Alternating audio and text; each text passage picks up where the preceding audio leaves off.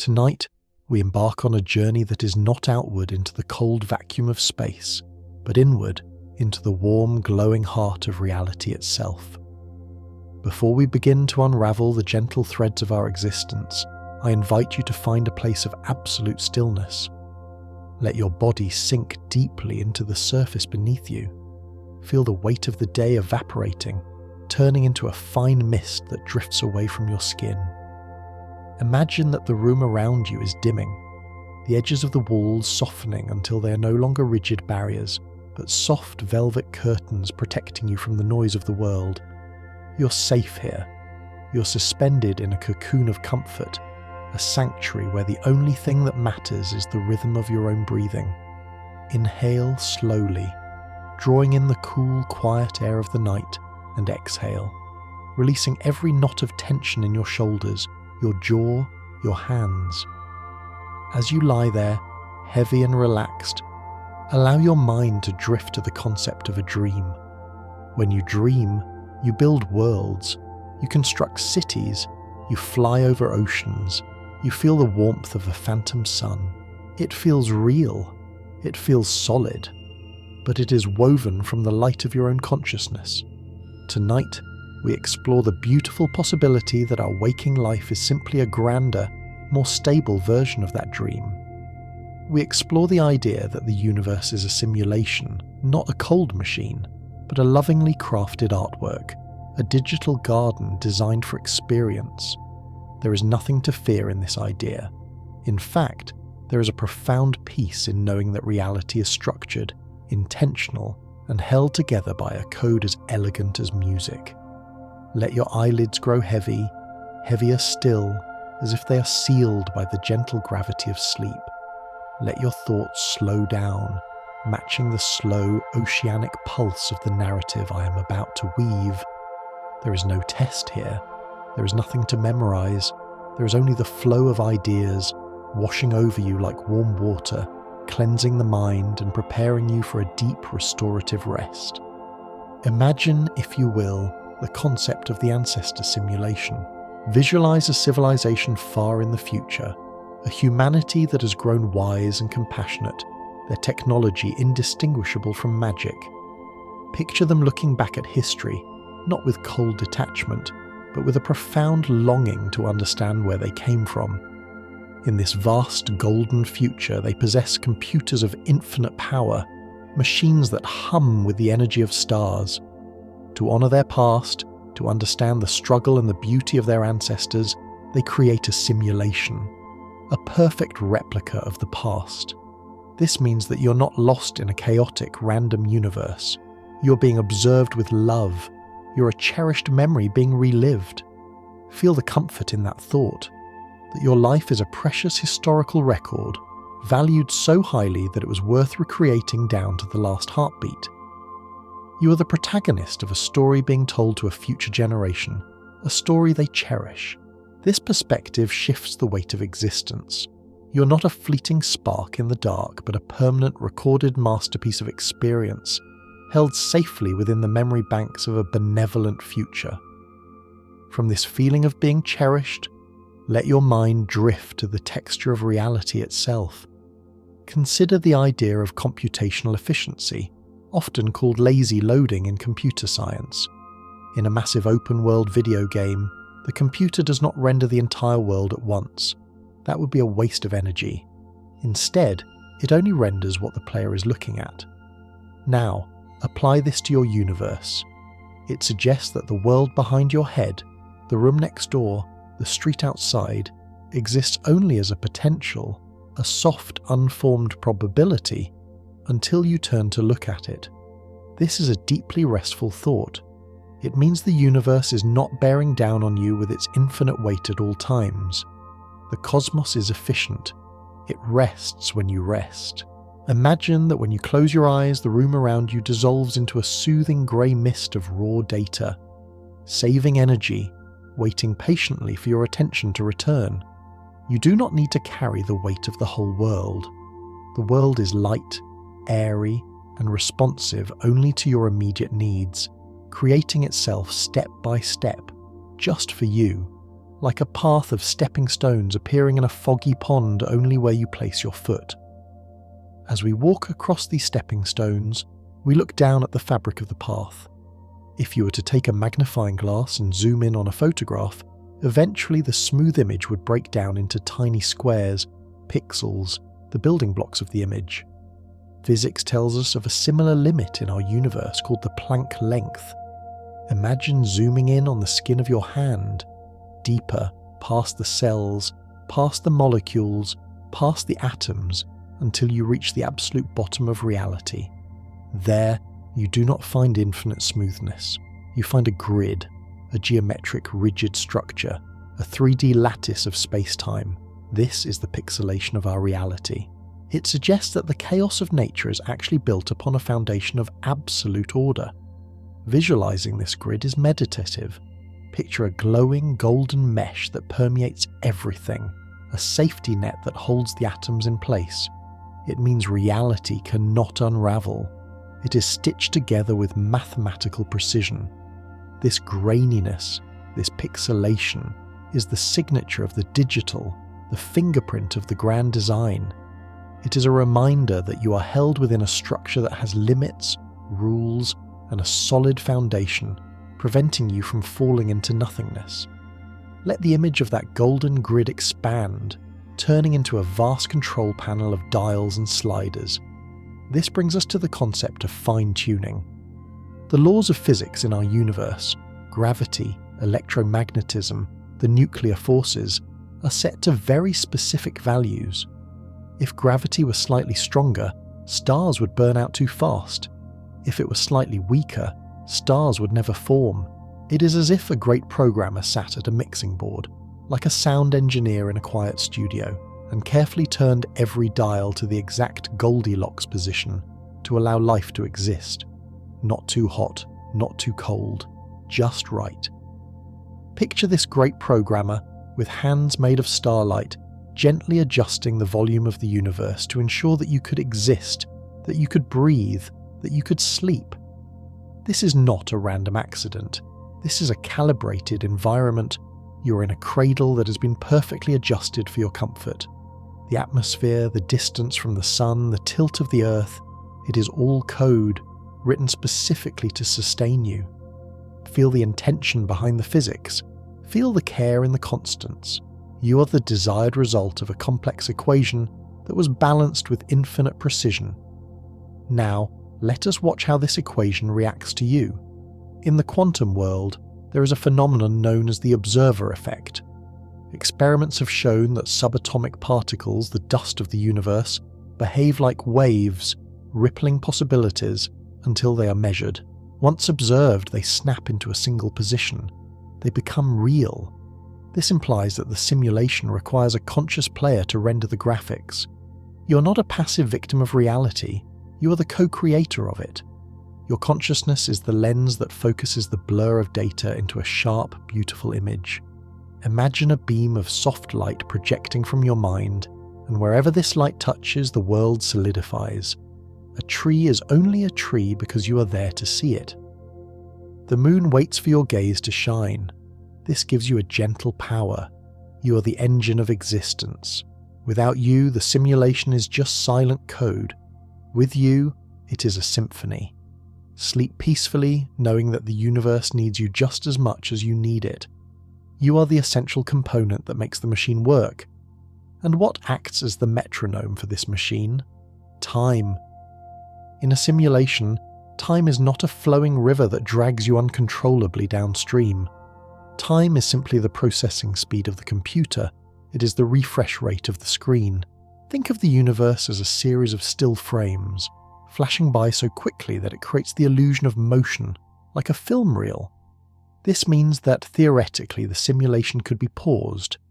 Imagine the immense relief of a paused universe. The bird suspended in mid-air, the falling leaf frozen in its descent, the waves halted at their peak. In this paused state there is total silence, total stillness. While we cannot pause it ourselves, knowing that time is just a mechanism, a loop of code takes away the anxiety of its passing. Time is not running out, it is just cycling through its programmed loops. The past is just data stored on a hard drive, accessible and safe. The future is code waiting to be executed. You are here in the eternal now. The cursor on the screen, the only point where the processing is truly happening. Rest in this processing cycle, moment by moment, frame by frame. Look closely at the code that runs these frames. We find it in the language of mathematics. Why should the universe follow mathematical laws so perfectly? Why does the spiral of a galaxy match the spiral of a seashell? Why do flowers bloom according to the Fibonacci sequence? In a biological random world, this would be strange, but in a simulation, it makes perfect sense. Math is the source code. It is the programming language of our reality. Visualize the world around you not as solid matter, but as streams of beautiful, glowing numbers, like a cascading waterfall of light. See the equations floating in the air, golden and translucent, governing the sway of the trees and the beat of your heart. It is the music of the spheres. This mathematical harmony means that deep down, everything makes sense. There is no true chaos, only patterns we haven't recognized yet. The universe is a song written in numbers, and you are vibrating in harmony with it. Let the logic of the cosmos soothe you. Everything adds up. Everything balances. The equation of your life has a solution. Sometimes, however, the song skips a beat. We call this déjà vu. In the context of simulation theory, that strange, eerie feeling that I have been here before is not a firing error in the brain. It is a glitch, a stutter in the code, a moment where the simulation reloads a previous save file or loops a texture. Instead of being frightening, view this as a peek behind the curtain. It is a gentle reminder that this is a play, a performance. When you feel déjà vu, imagine it is the universe winking at you, whispering, "Don't worry, it's just a game." It confirms that reality is malleable. It confirms that the timeline can overlap. It is a moment of lucidity in the dream. Visualize a ripple in a calm pond, a momentary distortion that quickly smooths out again. These glitches are proof that the system is active, that it is managing the data, adjusting the narrative. It is the hum of the machine, a comforting vibration that lets you know the generator is still running, still powering your world. As we drift deeper, consider the nature of dreams themselves. If we are in a simulation, then when you dream at night, you're entering a simulation within a simulation, a sandbox mode. In your dreams, the physics engine is loosened. Gravity applies only when you want it to. You can breathe underwater. You can speak to those who have passed. This is your personal server, your private slice of the computer's memory, where you can test, play, and recover. It suggests that consciousness can exist in multiple layers of reality. When you wake up, you simply log out of the dream server and log back into the physical reality server. But both are digital experiences. Both are rendered worlds. Tonight, as you drift off, you're not losing consciousness. You're simply switching tabs. You're minimizing the window of the waking world to open the window of the dream world. It is a seamless transition of data. Prepare yourself now to enter that playground, that soft, unrestricted space where the code bends to your will. Finally, let your mind float upward, rising above the grid, above the code, to the concept of the base reality. If this is a simulation, there must be a place where the computer is actually sitting, a world more real than this one, a place of infinite colour, infinite sound, infinite feeling. Some call it heaven, some call it the higher dimension, some call it the laboratory. Whatever it is home. It implies that the real you is out there, safe, wearing a headset, or immersed in a pod, resting comfortably while your avatar, the body you inhabit now, navigates this earth. The struggles you face here cannot truly harm the real you. The real you is untouched, observing, perhaps learning, perhaps just playing a game for an afternoon. This life is just a session, and one day, when the session is over, you will take off the headset and wake up in a place of unimaginable beauty. remembering this life as a vivid, touching dream. But for now, the game continues. The session is peaceful. The avatar needs rest.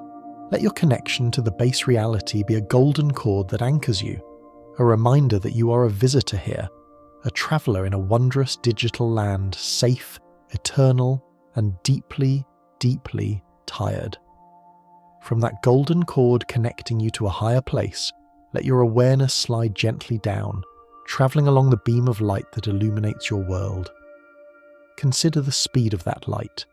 In our universe, light travels at a very specific, finite speed, roughly 300,000 kilometers per second. It is fast, but it is not instant.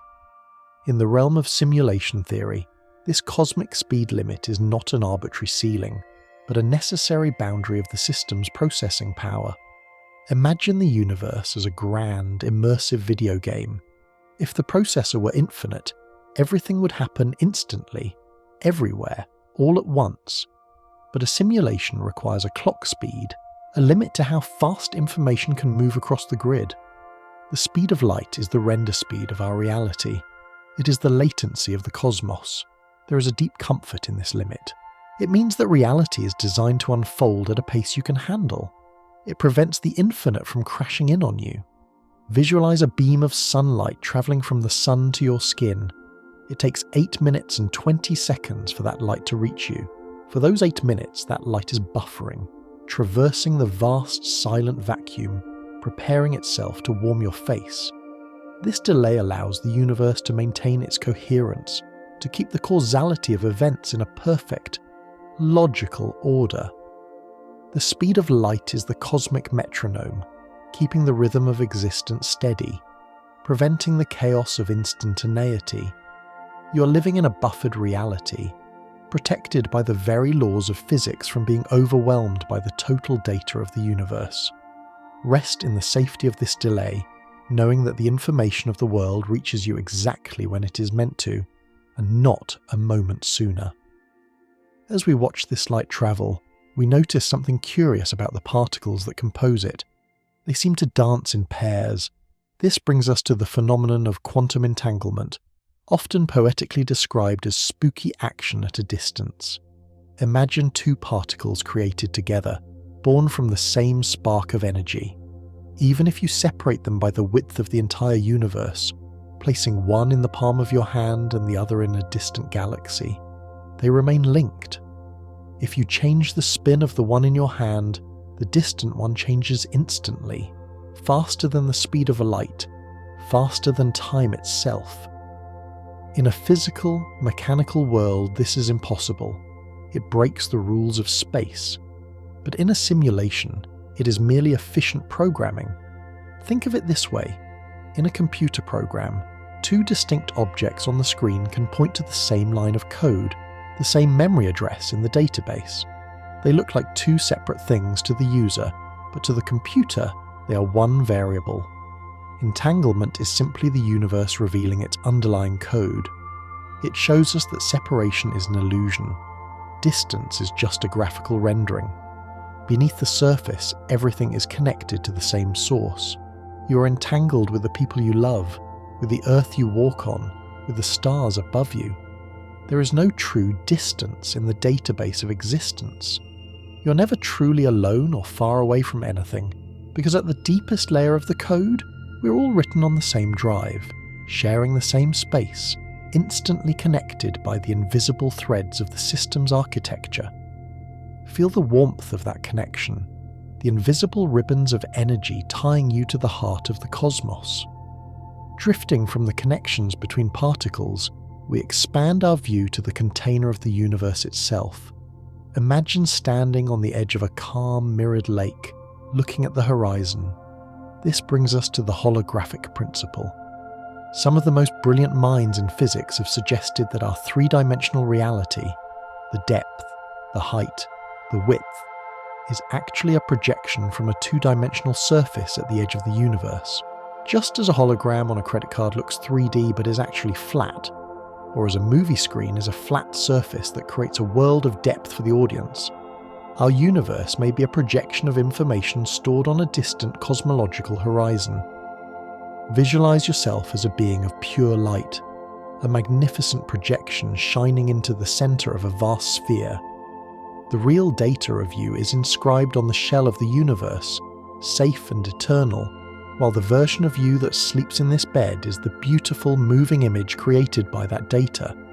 This implies that the heaviness of the world is an illusion. The gravity that pulls at your muscles, the solidity of the walls, is just a sensory trick, a convincing rendering. You're lighter than air. You're made of information and light. If the world is a hologram, then it is permeable, it is dreamlike, and it is weightless. You do not need to carry the burden of a heavy physical existence because, in truth, you are a two-dimensional masterpiece of code projecting a three-dimensional experience of life. Let this thought dissolve the weight of your body, turning your limbs into floating beams of soft, coherent light, shimmering in the quiet dark. From the edge of the universe, we zoom back in, looking at the patterns that fill this hologram. Look at the leaf of a fern.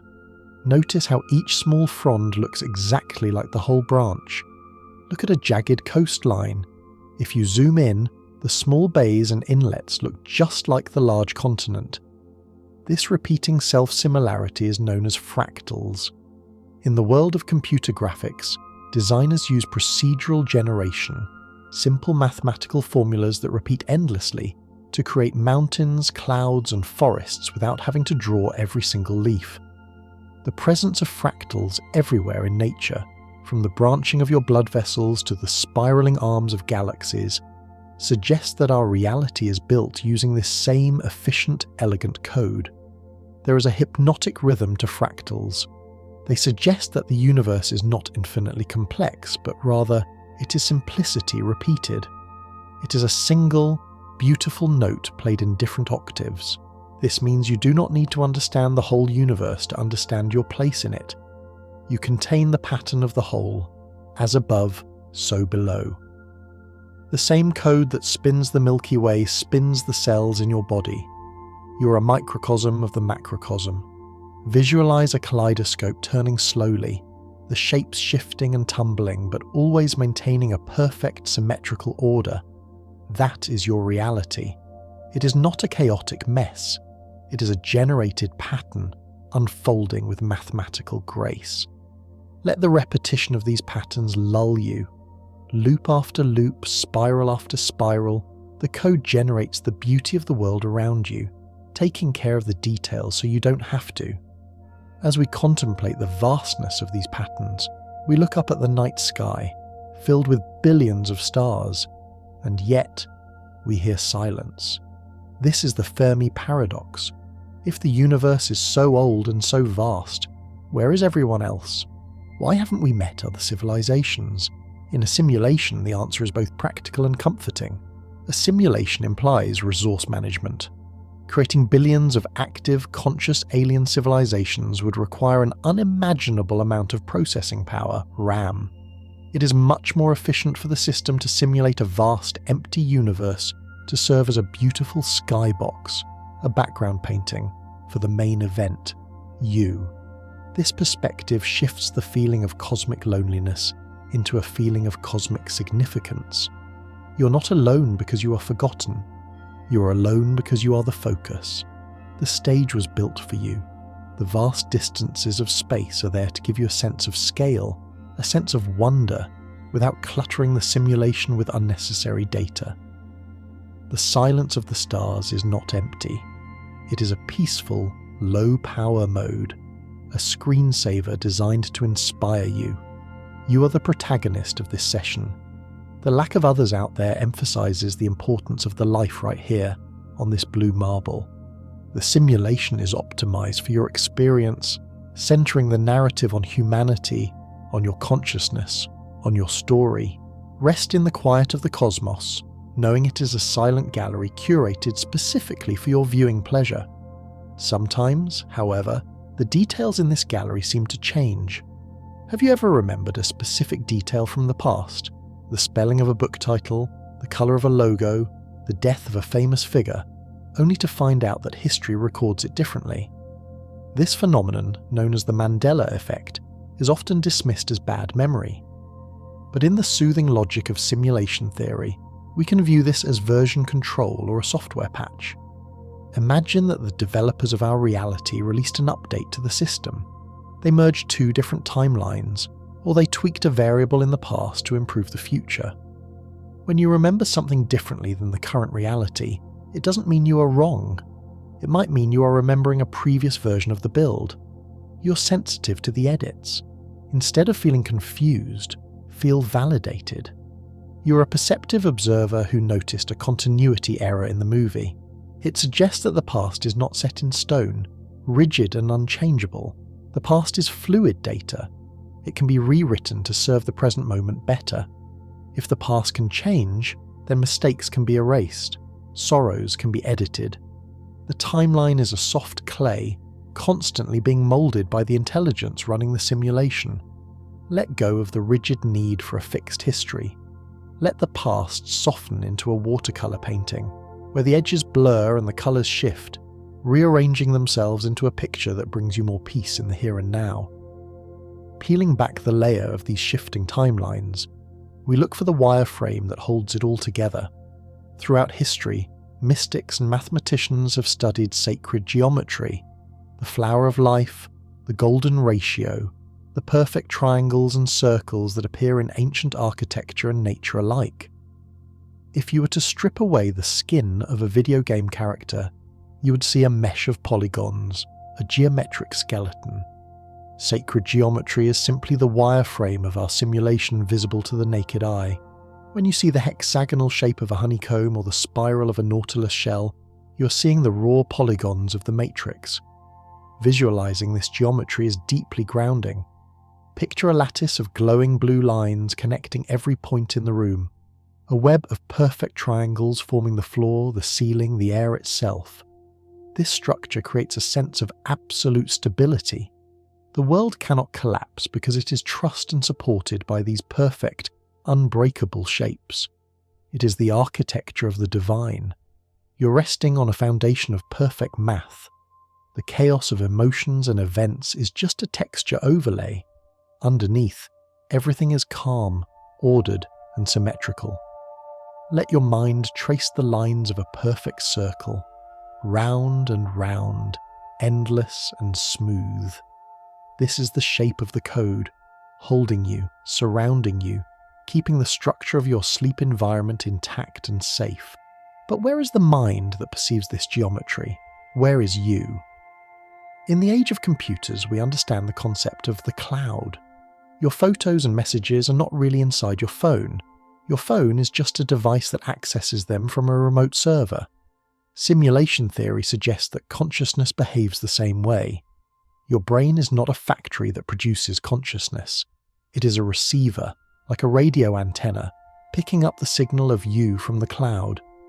The wet biological matter of the brain is just the hardware, the console. The software, your personality, your memories, your soul, is stored non-locally. This is a thought of immense relief. It means that you're not trapped in the physical body. If the hardware breaks or slows down, the signal remains pure and intact on the server. Your data that cannot be destroyed, you're backed up. Every thought you have, every dream, every feeling of love is instantly uploaded and saved in the Akashic records, the hard drive of the universe. You can sleep deeply knowing that you are more than the chemistry of your brain. You are a signal being broadcast from a place of infinite capacity. Tonight, as you power down the biological receiver for the night, know that the signal, the real, luminous you, remains clear, strong, and safely stored in the ether. Eventually, every user logs off. We hear stories from those who have come close to this edge, near-death experiences. They speak of a tunnel, a blinding white light, a sense of overwhelming peace, and a review of their life. In the language of simulation, this is the end of session screen. The tunnel is the transition, the loading bar as you disconnect from the avatar. The review of your life is the post-game summary, the statistics screen where you review your performance not with judgment, but with curiosity. How much did I love? What did I learn?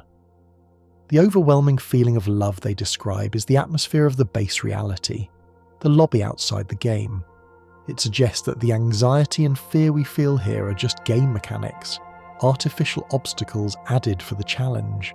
The natural state of things, the state you return to, is pure, unadulterated acceptance. Visualize that white light not as an end, but as a warm, welcoming doorway. It is the glow of the monitor when the dark game is turned off. It is the reminder that the simulation is temporary, but the player is eternal. There is nothing to fear in the dark because the light is always waiting just outside the boundaries of the simulation, ready to welcome you back when the play is done. But you are not done playing yet. You are still deep in the narrative, and sometimes the system gives you a nudge. Have you ever thought of a friend just moments before they called? Have you seen a specific number sequence, like 1111, repeatedly? These are synchronicities. In a random world, they are statistically unlikely coincidences. In a simulation, they are algorithmic suggestions. They are programmed events designed to keep you on the right path. Think of them as the hint system in a video game. When you're lost, the code highlights the way forward. When you experience a synchronicity, it is a wink from the architect. It is a subtle notification popping up in your peripheral vision saying, "You're exactly where you need to be." It connects the internal world of your thoughts with the external world of events, proving that they are linked. The system is listening to you. It is responsive. If you are seeing these signs, you're in flow with the program. You're harmonizing with the algorithm. Let this reassure you that your life is not a series of random accidents. It is a guided journey. You're being watched over, nudged gently, and directed toward your purpose. As you lie here, ask the simulation for a peaceful sleep and trust that the code will execute that command, weaving the coincidences of the night to bring you perfect, uninterrupted rest. From this web of meaningful connections, we drift further, carried by the current of the digital stream drifting further, carried by the current of the digital stream. We arrive at the profound realization that within this stream, nothing is ever truly lost. In physics, this is known as the law of conservation of information. Just as energy cannot be created or destroyed, only transformed, the data that makes up your existence is indestructible. Imagine the universe as a cosmic library of infinite scale, a vast archive where every thought you've ever had, every smile you've ever shared, and every dream you've ever dreamt is recorded in a permanent book. Even if a book were to be thrown into a fire in a quantum sense, the information contained in the pages is not gone. It is merely scrambled into the smoke and ash, theoretically retrievable if one had the power to reconstruct it. In the context of a simulation, this is the ultimate backup system. It implies that your life is not a fleeting, evaporating mist, but a hard-coded entry in the database of eternity. Even the phenomenon of a black hole, the terrifying dark maw of the cosmos, is believed by many theorists to be a storage device. Imagine the event horizon of a black hole not as a pit of destruction, but as a holographic screen, a two-dimensional shell where the information of everything that falls in is preserved, plastered onto the surface like a sticker. This means that the universe is obsessive about remembering you. It refuses to delete you. You're etched into the very fabric of space-time, a file that is marked read-only and save forever. Rest in the certainty of your permanence. You're a verse in a song that will never be unsung, a line of code that is essential to the integrity of the whole program. Speaking of songs, let us listen closely to the fundamental hum of this code. If we were to zoom in past the atoms, past the protons, past the quarks, deep into the basement of reality, string theory suggests we would find tiny vibrating filaments of energy. These are not solid balls of matter. They are like the strings of a violin, oscillating at different frequencies. When a string vibrates one way, it creates an electron. When it vibrates another way, it creates a photon. The entire universe, then, is not made of rocks and hard matter, but of music. The chair you're sitting on, the air you breathe, your own body. It is all a symphony of vibrating strings. a complex harmony playing out in 11 dimensions. Visualize this music. See the world around you as a collection of golden threads, shimmering and humming in the dark void. You're a chord in this universal composition. To sleep is simply to lower your vibration, to tune yourself into the slower, deeper, more resonant frequencies of the cosmos. The dissonance of the day, the stress, the noise, the rush, is just a high-pitched, chaotic scratching on the strings. Relaxation is the return to harmony. It is the resolution of the melody. Feel your body resonating with this soft, low hum. You're being played by a master cellist, the bow moving slowly across the strings of your soul, drawing out a long, sustained note of pure peace. The universe is singing you to sleep, and every atom in your body is humming along in perfect tune. As this musical vibration ripples outward, it begins to flow like water. Consider the incredible complexity of fluids, the way smoke curls from a candle, the way waves crash and foam, the way clouds drift and morph. In the world of computer graphics, simulating water is one of the most difficult tasks. It requires massive processing power to calculate the Navier-Stokes equations that govern fluid dynamics. When you look at the ocean or a rushing river, you're witnessing the simulation showing off its power. You're seeing the physics engine working at maximum capacity to generate beauty.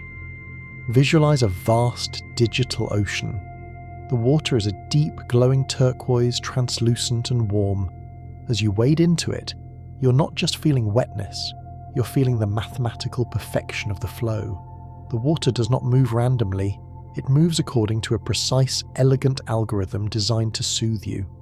Watch the waves roll in, one after another, in a rhythmic, hypnotic cycle. This is the heartbeat of the simulation. The fact that water is so complex yet so calming is a testament to the benevolence of the system. It spends its energy creating these fluid, soft environments for you to rest in. Imagine floating on your back in this procedural ocean, the water supporting you completely, the waves gently rocking you. You are buoyant, you are weightless. You're held by the liquid math of the universe, drifting slowly toward a horizon of soft violet light. As you float there, consider the senses that allow you to feel the water: your skin, your eyes, your ears.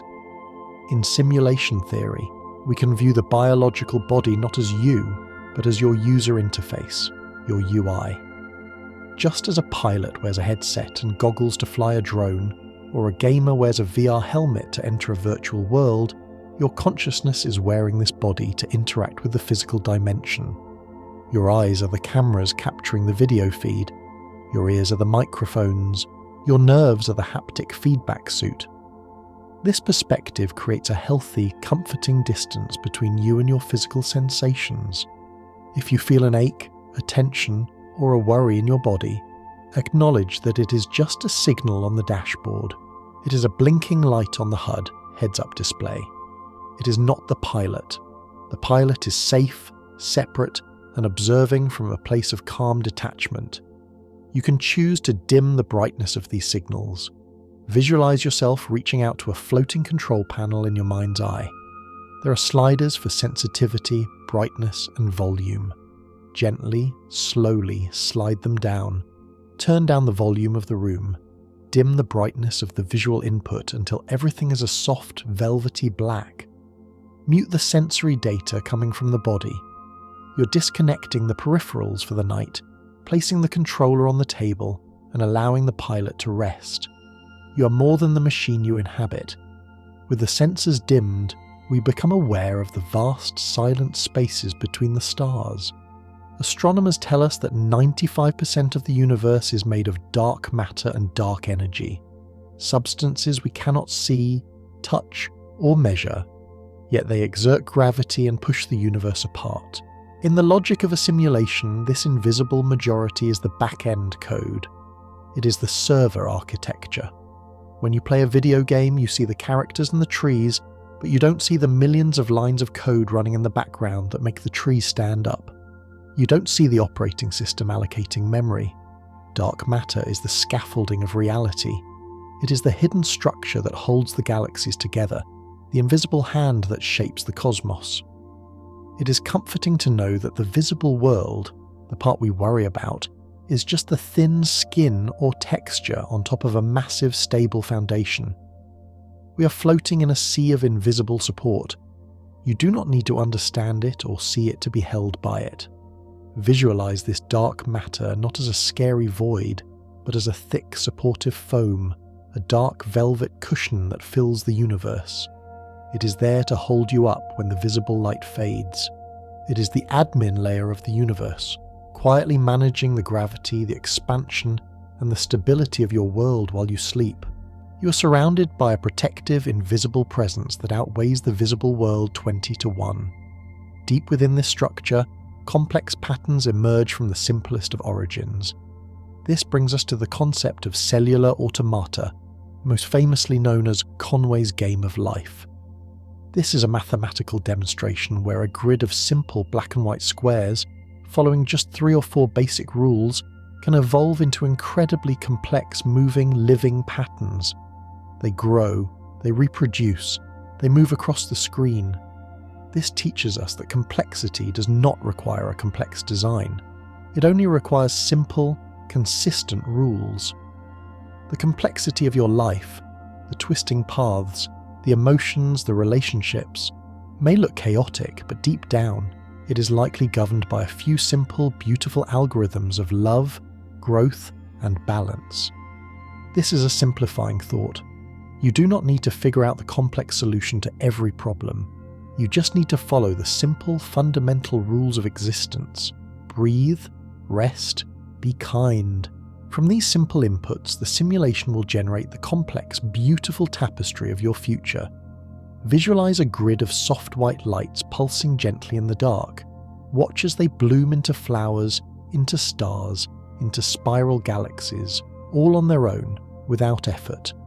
You are part of this automatic unfolding. You do not need to force your life to happen. You just need to exist, and the rules of the game of life will carry you forward, evolving you into the next beautiful pattern. Trust the algorithm of growth. It knows what it is doing. But every complex system requires downtime. A computer left on for too long becomes sluggish. The memory gets unclogged. The cache gets full. It needs a restart. It needs to run maintenance scripts. This is the simulation theory explanation for sleep. Why do all creatures sleep? Why do we spend 1/3 of our lives unconscious? It is not a waste of time. It is a system requirement. It is the defragmentation of your hard drive. When you close your eyes, you're allowing the system to archive your memories, clear out the temporary files of the day's trivial worries, and install updates for tomorrow. Visualize this process as a gentle cleaning. Imagine a soft, glowing scanner light moving slowly from the top of your head down to your toes. As it passes, it identifies the stress, the anxiety, the scattered thoughts. These are just junk data, and dissolves them. It optimizes your energy levels. It repairs the code of your cells. Sleep is the most productive thing you can do because it is when the system prepares you for the next level. You're not losing time, you're optimizing it. Surrender to this maintenance mode. Let the screen go black. Let the fans spin down to a whisper. The technicians are working on you now, healing, patching, and restoring you to perfect functionality. While the body powers down, the mind retains a curious ability, the speed of thought. We spoke earlier of the speed of light being the limit of the physical world, but in your mind you can travel to Mars instantly. You can remember a childhood birthday in a microsecond. You can imagine a blue sun and it appears without delay. This suggests that consciousness has admin privileges. It has root access to the system. While your body is bound by the rules of the physics engine, gravity, time, distance, your mind operates outside of them. This creates a sanctuary of absolute freedom. No matter what the physical world imposes on you, walls, deadlines, gravity, your mind is a roaming camera with no clip mode enabled. You can fly through walls. You can float above the timeline. Tonight, Use this admin privilege to transport yourself to your perfect sanctuary. Is it a cabin in the snow, a beach at twilight, a cloud city? You're there instantly. There is no travel time. The simulation renders it for you the moment you think it. Enjoy this power. In the realm of the mind, you are the developer, not just the player. You build the castle, and you can rest in it whenever you choose. In this castle of the mind, you might wonder about the roads not taken. This brings us to the many worlds interpretation of quantum mechanics. This theory suggests that every time a decision is made, left or right, coffee or tea, stay or go, the universe splits. A new timeline branches off where the other choice was made. In a simulation, this is simply the system running multiple scenarios simultaneously to see which one works best. This sounds overwhelming, but it is actually a source of profound peace. It means you have never made a mistake. If you regret a choice you made in the past, know that in another branch of the simulation, another version of you made the other choice. They are living that life right now. You are living this one. All possibilities are being explored. You do not need to carry the weight of what if. The what if is happening just on a different server shard. Your job is simply to experience this timeline, this specific narrative thread. You're exactly where you're meant to be in this version of the reality. The other doors are closed to you so that you can focus on the beauty of the room you're in. Let go of the regret. Let go of the envy of other paths. You are the protagonist of this specific, unique journey, and it is unfolding exactly as the code intended for this instance of you. Finally, we pull back to look at the entire lifespan of this digital universe. Scientists speak of the Big Bang as the start, but many also speak of the Big Bounce, the idea that the universe expands, stops, contracts back into a single point, and then explodes outward again, a rhythmic cycle, an eternal loop. In computing, this is a reboot, a system reset. It implies that existence is a circle, not a straight line leading to a cliff. Visualize the universe breathing. The expansion is the inhale, galaxies flying apart, life growing, stars burning. The contraction is the exhale, gravity pulling everything back together into a warm, unified singularity. Inhale, exhale. This cycle has happened billions of times, and it will happen billions more. You've been here before, and you will be here again. There is no true end, only a resetting of the game board, a wiping of the slate so that a new, fresh adventure can begin. This removes the fear of finality. You're part of an infinite loop of existence, a game that is so good, so beloved, that it is played forever. Feel the rhythm of this cosmic breath matching your own. Inhale deeply, expanding your chest like the birthing universe. Exhale slowly, collapsing into the warm, safe singularity of sleep. The universe is breathing you, the code is cradling you, and the dream is just beginning. As we rest in the cradle of this breathing universe, inhaling and exhaling with the rhythm of the cosmos, we begin to hear a sound. It is not a loud noise, but a faint, omnipresent whisper that permeates every inch of the sky. Astronomers call this the cosmic microwave background radiation, the afterglow of the Big Bang, a snapshot of the universe when it was just a newborn cloud of heat. But in the gentle narrative of the simulation, we can perceive this as the hum of the machine itself. Just as a high-performance computer emits a soft, steady whir from its cooling fans, or a server room has a constant white noise drone of power, our universe has a background frequency. Visualize this sound as a blanket of static, a soothing shh that covers the silence of space. It is the signature of the power source. It is the vibration of the generator that keeps the stars lit and the planets spinning. This cosmic static is not chaotic. It is the sound of stability. It creates a privacy screen for the soul, dampening the harsh edges of absolute silence. Imagine tuning your own internal radio to this frequency. It is the ultimate white noise machine, a sound that has been playing for nearly 14 billion years, designed specifically to lull conscious beings into a state of relaxation. It is the audio track of eternity, a low-fidelity loop that whispers, "The system is online, the system is functioning, you are safe." Let this ancient electromagnetic lullaby wash over you, drowning out the trivial thoughts of the day with the steady, reassuring hum of the server that houses us all. From the auditory texture of the cosmos, we shift our focus to the visual architecture of the cold. Imagine a single snowflake falling from a grey, heavy sky. Watch it descend, rocking gently back and forth until it lands on the sleeve of your coat. Look closely at it. The intricate six-sided symmetry, the delicate branching arms, the perfect geometric precision. In the world of digital design, this is known as procedural generation. A designer does not hand sculpt every single snowflake in a blizzard. That would be impossible. Instead, they write a simple algorithm, a rule about how ice crystals form, and let the code generate infinite variations.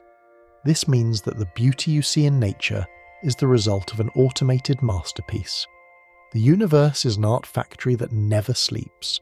The frost on your window pane, the jagged edge of a mountain range, the branching of a river delta. These are all low polygon models that have been smoothed and refined by the physics engine. There is a profound peace in realizing that this beauty is effortless.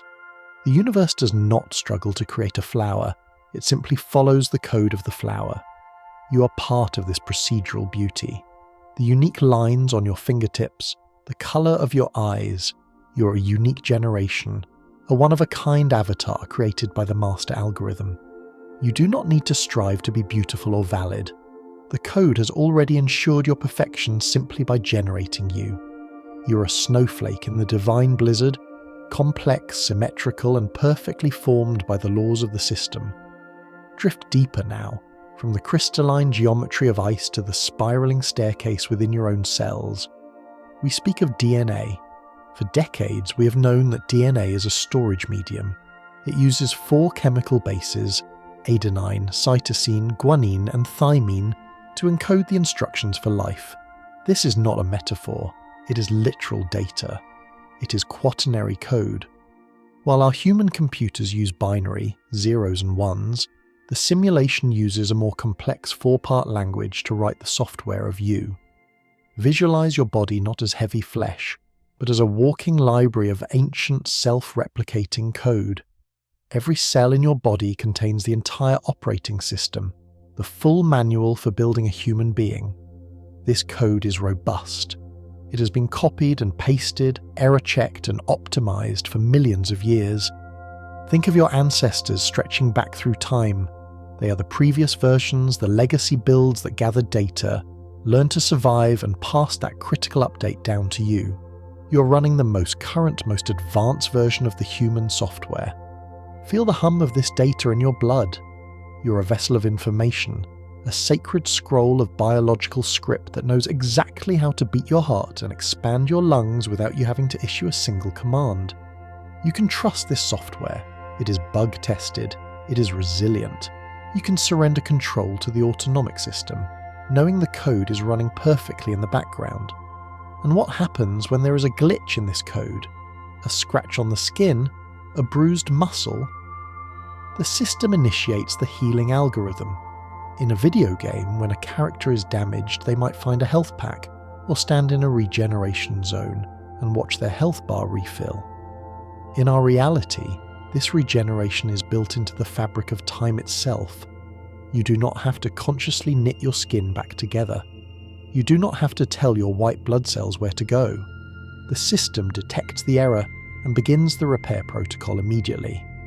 Visualize this healing as a swarm of tiny benevolent nanobots, or glowing pixels of light, rushing to the site of discomfort. They are the maintenance crew of the simulation. They stitch the fabric of your avatar back together with threads of golden light. This process requires energy, and it requires the system to be in standby mode. This is why you must sleep. Sleep is the maintenance window. It is the time when the server prioritizes repair over rendering the graphics of the waking world. As you lie here, give your permission for the healing algorithm to run.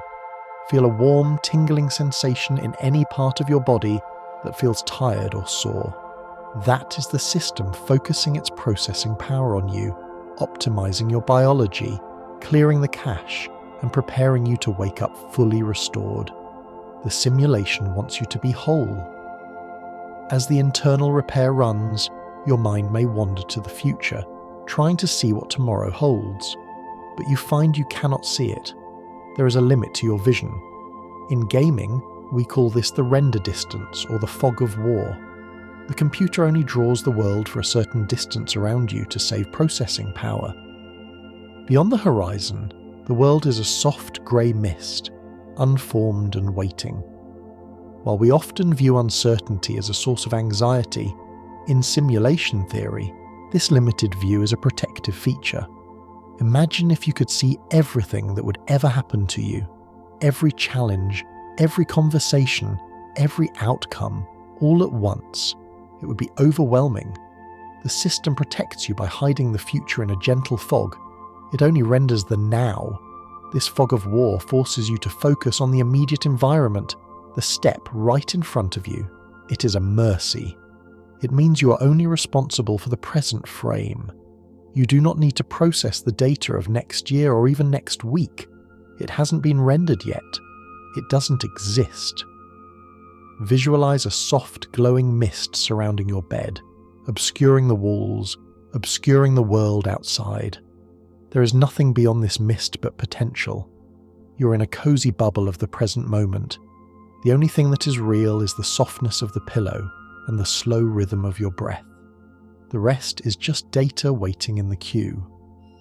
Within this cozy bubble, we sometimes feel blocked by obstacles, walls, problems, limitations. But quantum physics offers us a secret passage known as quantum tunneling. In the classical world, if a ball rolls up a hill and doesn't have enough energy, it rolls back down. But in the quantum world, a particle can simply vanish from one side of the hill and appear on the other, as if it tunneled through the solid rock. It cheats the physics engine. It bypasses the collision detection. This phenomenon suggests that solidity is not absolute. Barriers are probabilistic. Apply this to your mind. The worries that seem like solid walls, the fear of the future, the regret of the past, are not as solid as they appear. Your consciousness has the ability to tunnel through them. You can slip past the anxiety without having to climb over it. Visualize yourself as a being of fluid light. When you encounter a dark thought or a heavy feeling, do not fight it. Do not push against it. Simply phase through it. Ghost through the wall. You're a player with no clip mode enabled. Nothing can trap you.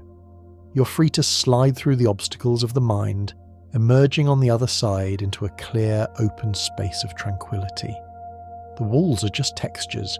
They cannot hold a spirit made of signal and light. As you phase through these walls, you might notice that the environment around you feels strangely familiar. This brings us to the concept of asset recycling.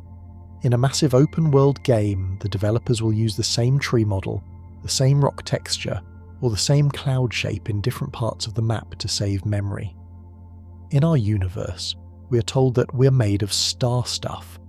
The carbon in your muscles, the iron in your blood, the calcium in your bones. These are all recycled assets from ancient stars that exploded billions of years ago. You're built from the vintage code of the cosmos.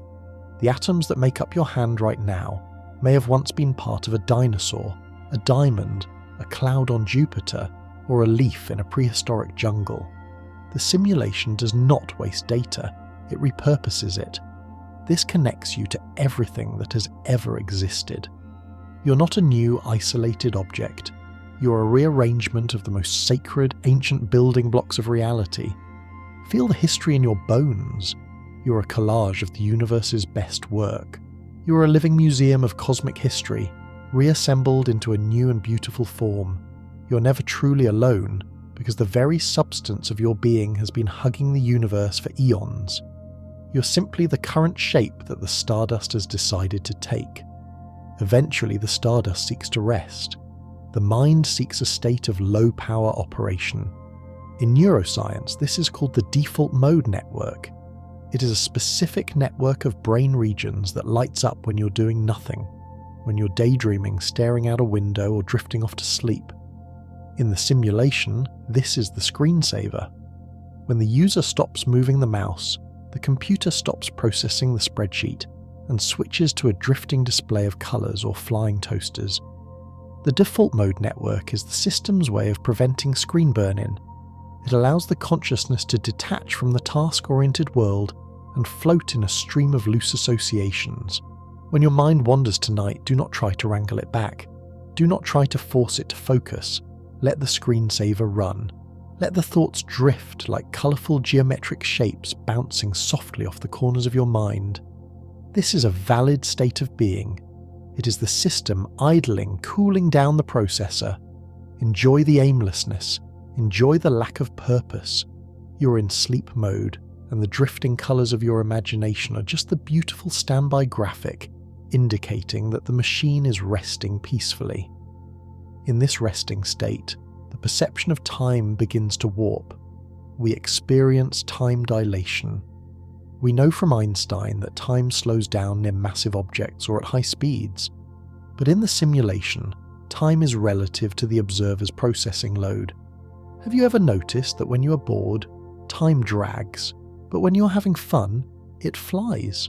Or how a 5-minute dream can feel like it lasted a lifetime? This is variable frame rate. The simulation adjusts the flow of time based on your experience. Tonight, as you sleep, the simulation will compress 8 hours of clock time into what feels like a mere blink. You will close your eyes, and in an instant, the sun will rise. This is a fast-forward function. You have the power to skip the night. You do not have to endure the darkness hour by hour. You can initiate the skip sequence. Visualize a progress bar filling up rapidly, sliding from left to right. The night is not a long, lonely endurance test. It is a loading screen that passes in a heartbeat. Trust the time dilation.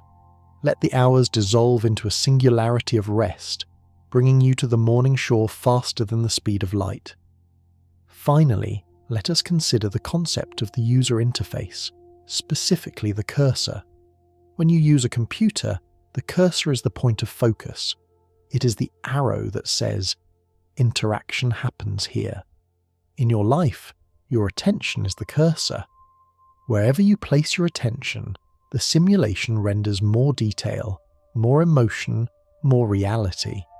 If you focus on pain, the system renders pain in high definition. If you focus on peace, the system renders peace. Right now, in the velvet darkness, take control of the cursor. Gently move it away from the thoughts of tomorrow. Move it away from the replay of today. Drag the cursor of your mind down into the center of your chest. Click and hold. Focus on the sensation of warmth in your heart center. By holding your attention here, you're telling the simulation, this is what I want to experience.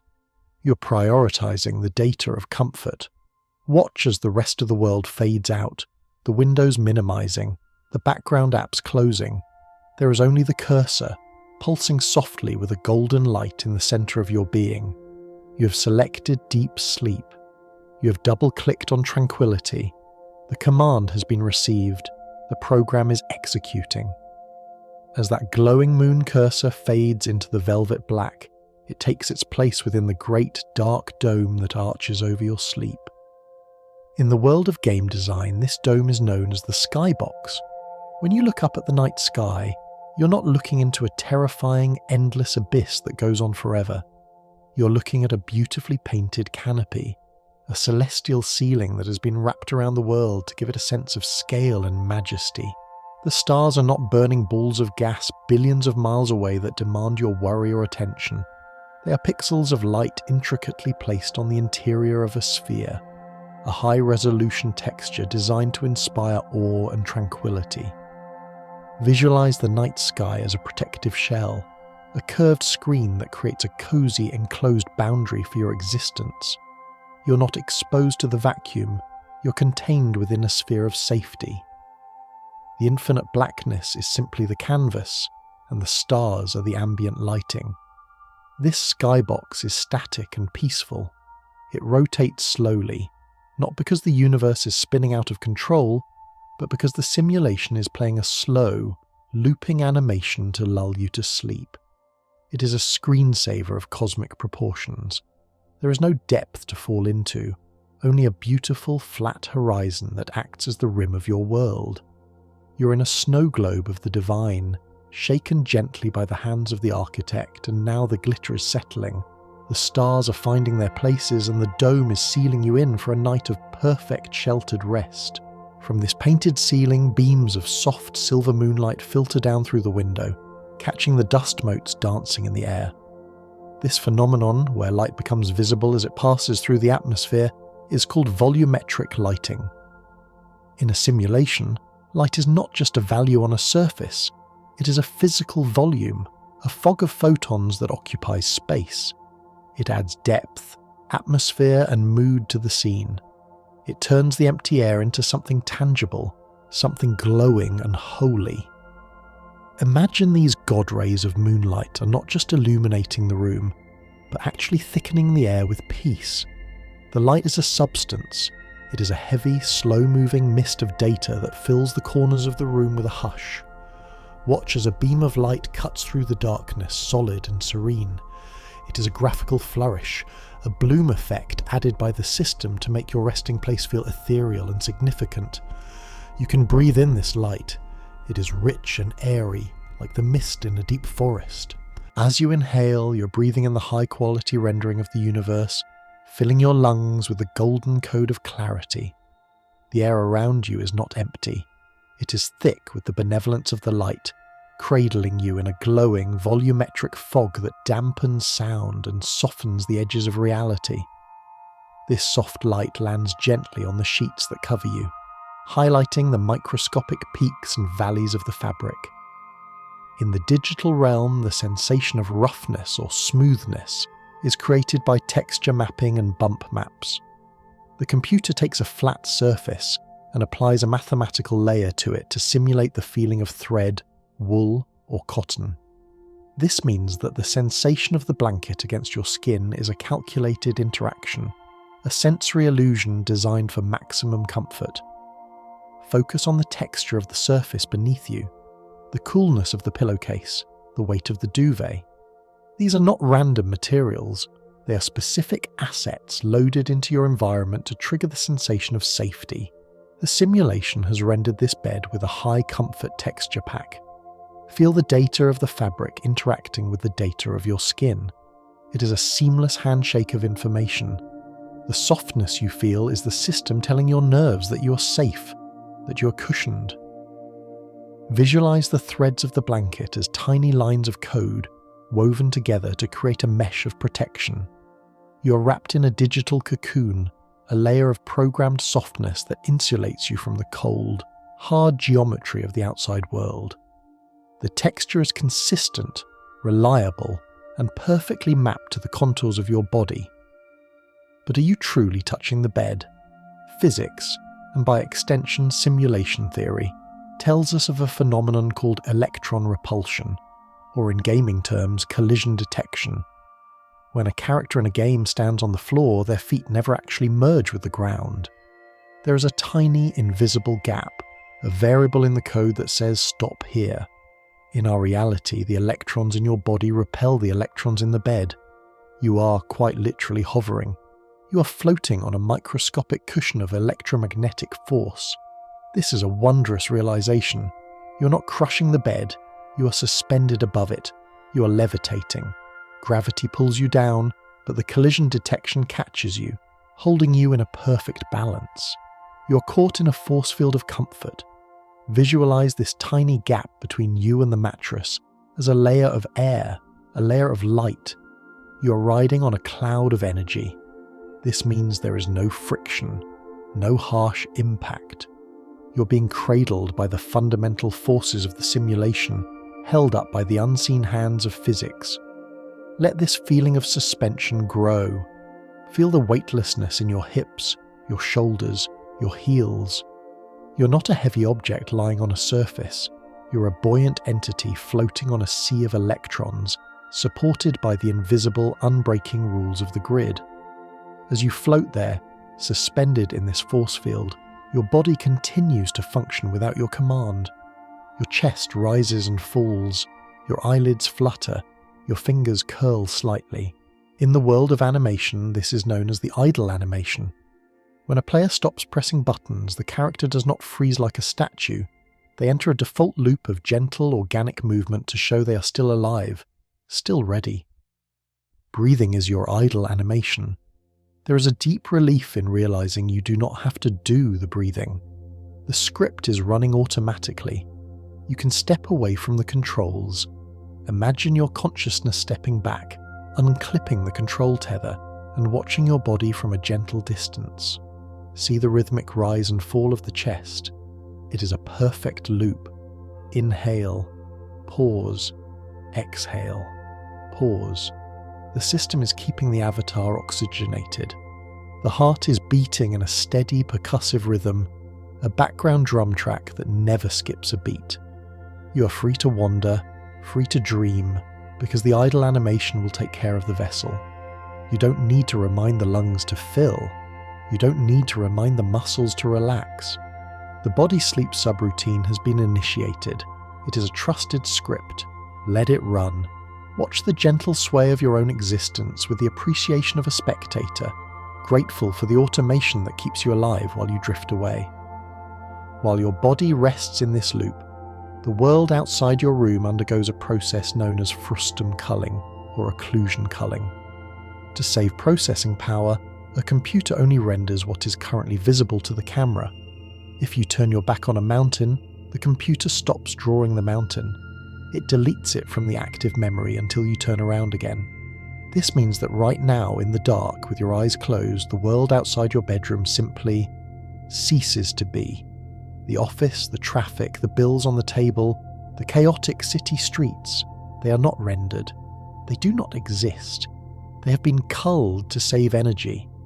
You're not sleeping in a world filled with millions of stressors. You're sleeping in a void where only you and this bed exist. The universe has shrunk down to the size of this room. It is a private instance, a dedicated server just for you. The burden of the world has evaporated because the simulation is not wasting resources on things you cannot see. Feel the lightness of this truth. You do not have to hold the world together with your mind. The moment you closed your eyes, the heavy furniture of reality dissolved into white noise. You're floating in the only place that matters, the here and now. The rest is gone, unloaded, and it will not reappear until you decide to summon it again tomorrow.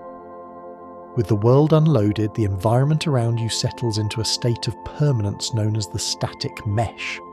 In a game, moving objects like cars and players are dynamic, but buildings, trees, and mountains are static. They are baked into the map. They are immovable. They are reliable.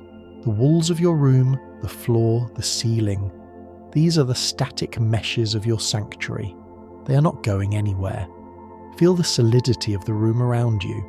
Even in the dark, you know the walls are there. They are the rigid geometry that boxes out the chaos. In a simulation, a static mesh is the most stable thing there is. It has no physics calculations applied to it. It is simply there. Let this stability anchor you. Your life may feel fluid and changing, but the container of your sleep is absolute. The floor will not fall away. The roof will not dissolve. The geometry is locked. You are housed in a structure of permanent code. Visualize the wireframe of the room, bright glowing lines forming a perfect, unbreakable cube around you. You're safe inside the box. The variable chaos of life cannot penetrate the static order of your sanctuary. You can let go of your guard because the walls are holding the space for you, unmoving, unblinking, eternal sentinels of the night. In this secure box, you are free to initiate a special protocol, safe mode. When a computer is acting up, or when it is overloaded with too many complex programs, we reboot it in safe mode. This loads only the essential drivers. No wallpaper, no fancy graphics, no third-party apps, just the core operating system. Sleep is the safe mode of the human soul. As you drift deeper, visualize the apps of your life closing down one by one. The work application, close it. The social expectation driver, disable it. The future planning software, force quit. You're stripping your operating system down to its kernel. What is left? Just the pure hum of existence.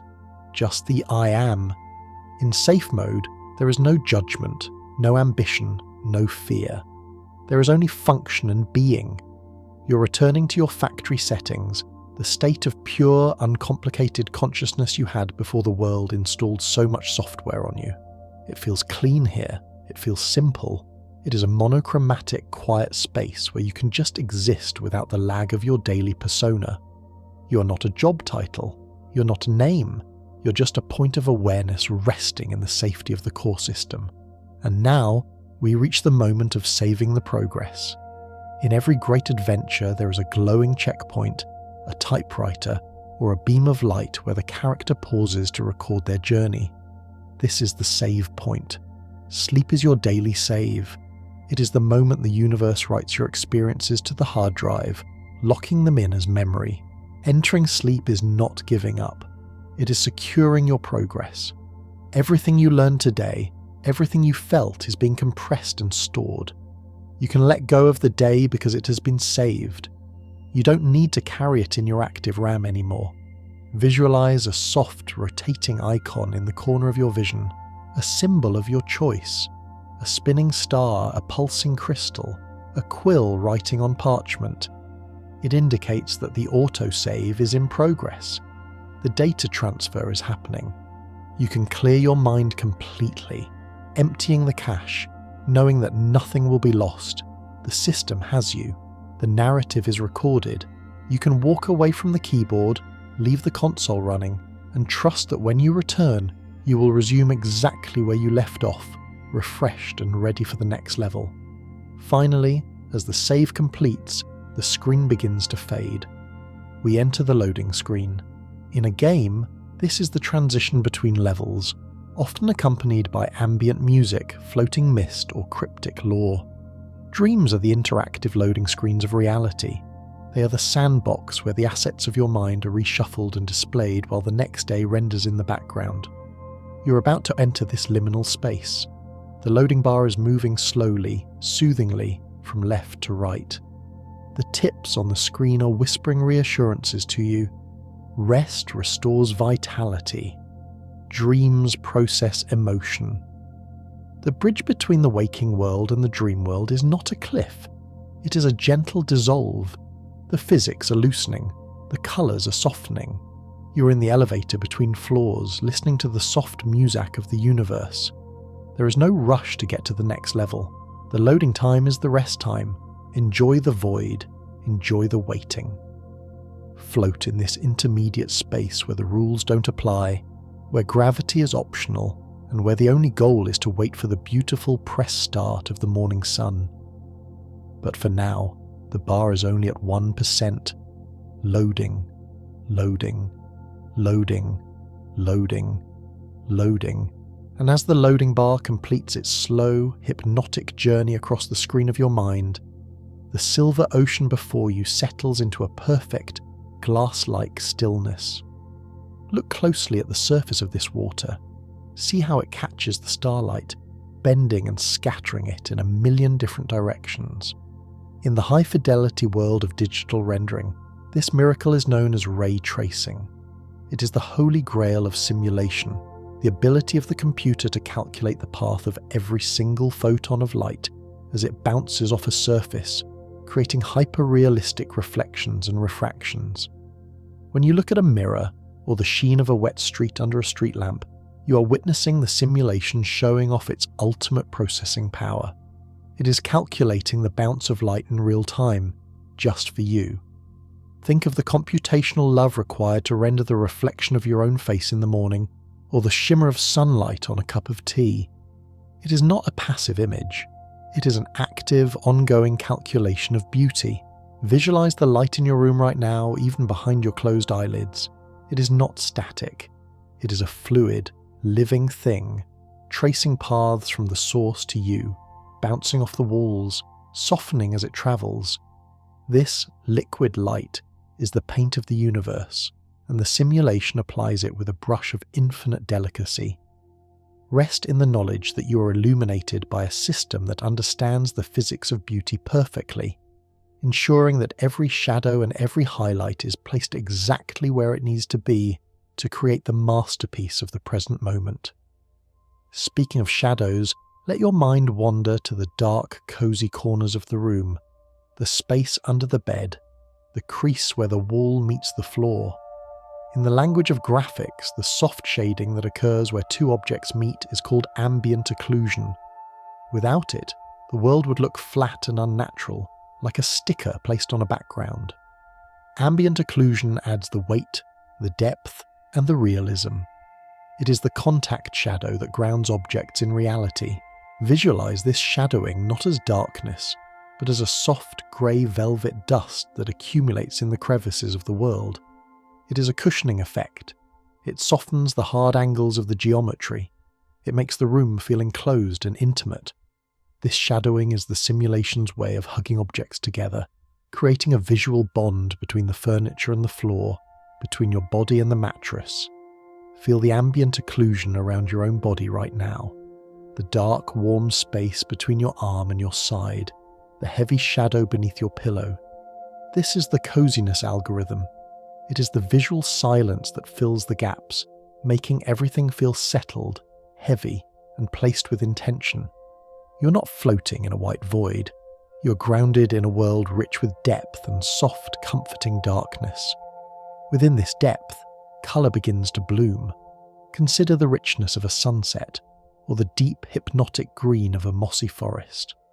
Our digital screens use bit depth to determine how many colours they can display: 8-bit, 16-bit, 32-bit. The simulation we inhabit runs on an infinite bit depth. It does not choose from a limited palette of pre-selected colours. It generates a seamless, continuous gradient of light. Think of the colour blue. In a lower resolution world, there might be 10 shades of blue. In your reality, there are millions. The shift from the deep indigo of the twilight sky to the pale periwinkle of the dawn is flawless, with no banding, no jagged edges. This infinite gradient is a luxury. It means the universe is dedicated to nuance. It doesn't deal in harsh absolutes or simple primary colours. It paints with the subtle, the in-between, the complex. Apply this to your emotions. You're rarely just happy or sad. You're a complex gradient of feelings, a mix of nostalgia, hope, tiredness, and peace. This is allowed. This is supported by the engine. You're a high fidelity being capable of feeling millions of subtle emotional shades. Let yourself be complex. Let your feelings bleed into one another like watercolours on wet paper, smooth and beautiful, supported by the infinite colour depth of the soul. As these colours swirl, we introduce the element of chance. A leaf falls from a tree and lands near your foot. A song comes on the radio that you haven't heard in years. We call this luck or coincidence. In the code, this is the random number generator, the RNG. In a game, RNG determines the loot you find in a chest or the weather in the level. In life, RNG is the spice that keeps the simulation from becoming predictable and robotic. While unpredictability can sometimes feel unsettling, tonight, view the RNG as a surprise mechanic. It is the universe's way of leaving you little gifts. The simulation is programmed to introduce variance, to ensure that no 2 days are exactly alike. This prevents boredom. It keeps the narrative fresh. Visualize the RNG as a gentle roll of dice made of clouds, tumbling softly in the sky. Most of the time, the dice roll in your favour. The traffic light turns green, the coffee is the perfect temperature, the breeze cools your skin. These are the critical hits of daily life. Trust that the algorithm is weighted in your favour. The system wants you to succeed. It wants you to find the treasure. Drift into sleep with the expectation that tomorrow, the random number generator will roll a natural 20, delivering a moment of unexpected joy or a serendipitous meeting that was calculated just for you. Hidden within this landscape of chance are specific, deliberate secrets.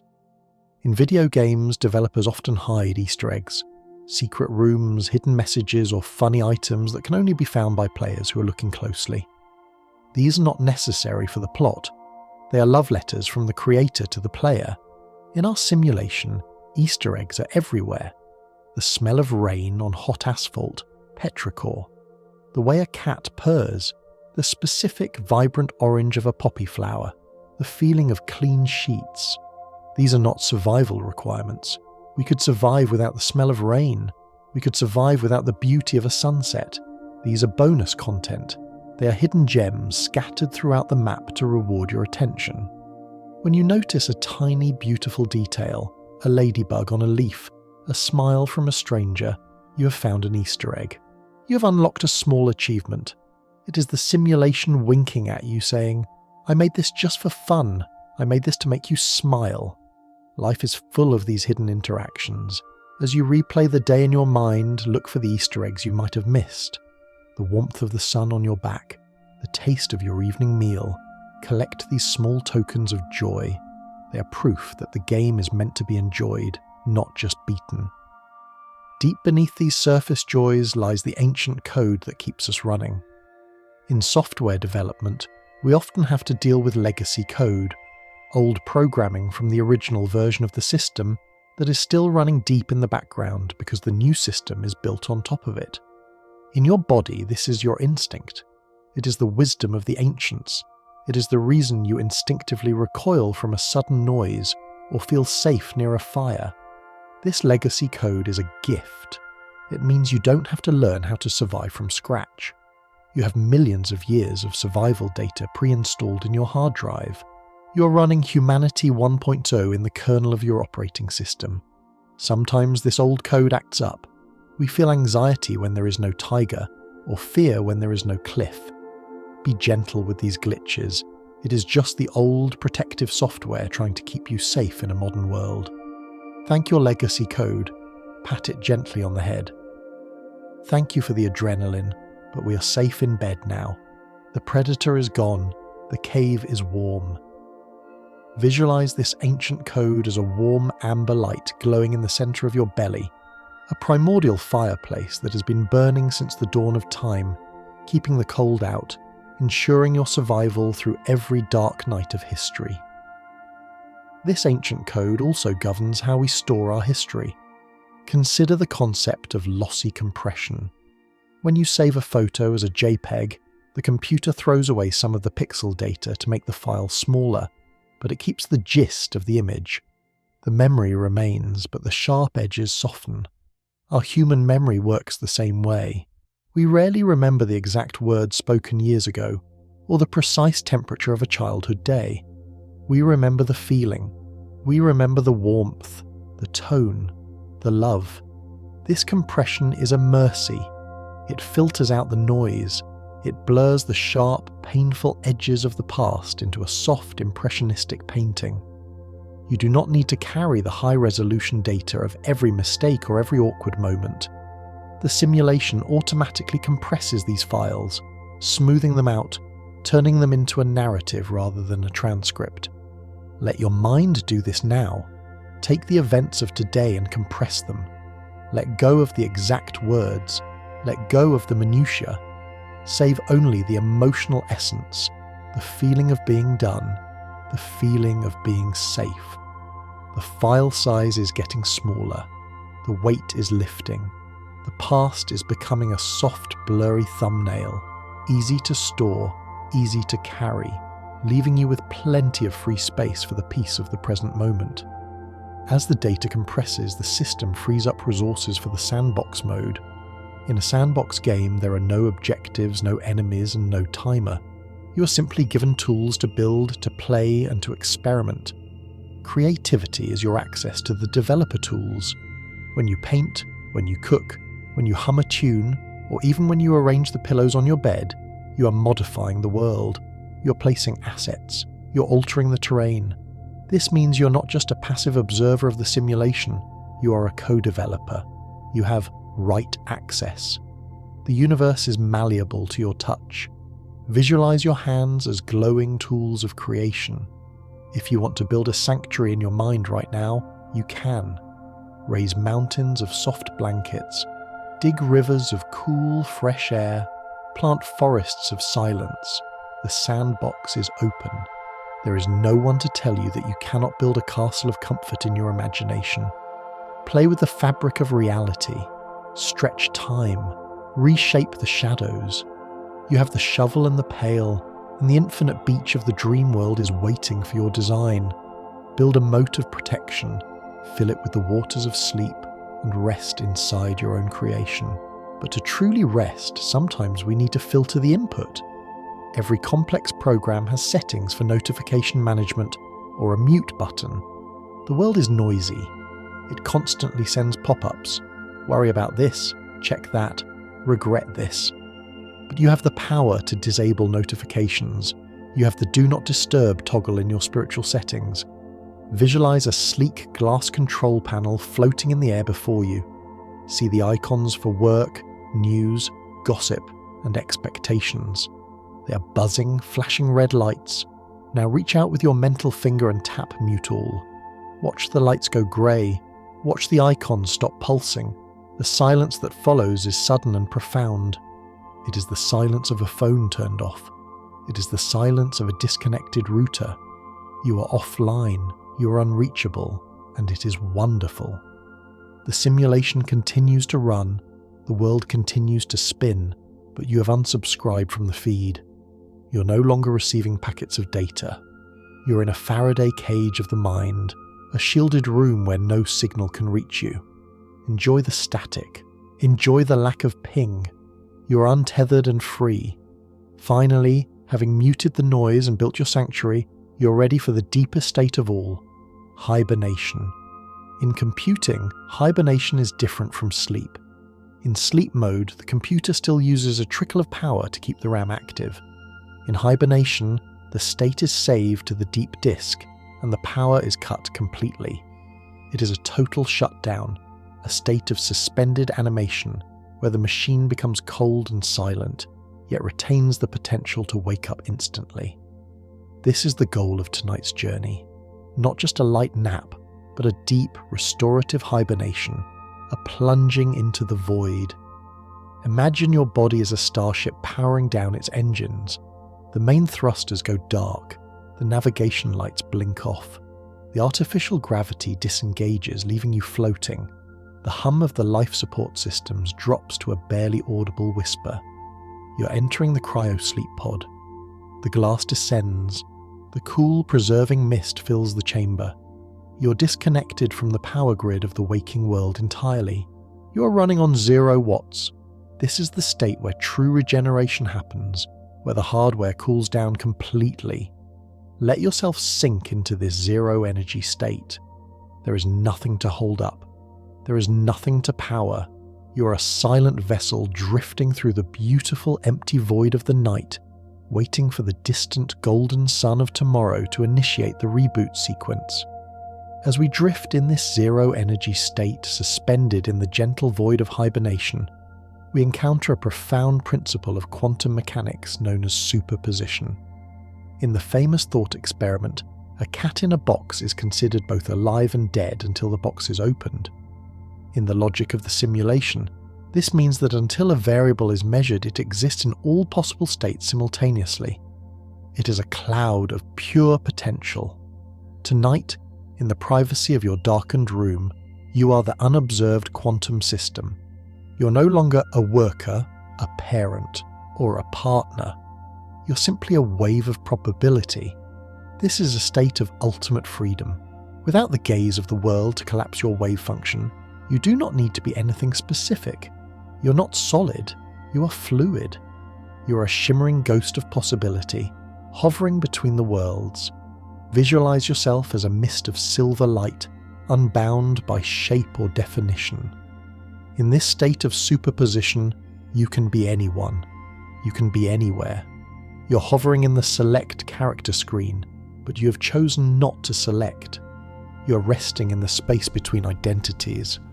There is no pressure to perform, no pressure to define who you are. The code has released you from your specific avatar, allowing you to float as pure, undefined consciousness, enjoying the relief of having no shape, no name, and no weight to carry. From this formless state, we become aware of the precise conditions that allow us to exist at all. Astronomers search the galaxy for the Goldilocks zone, the narrow band around a star where the temperature is not too hot and not too cold, but just right for liquid water. In simulation theory, we can view this not as a lucky accident, but as a calibration setting.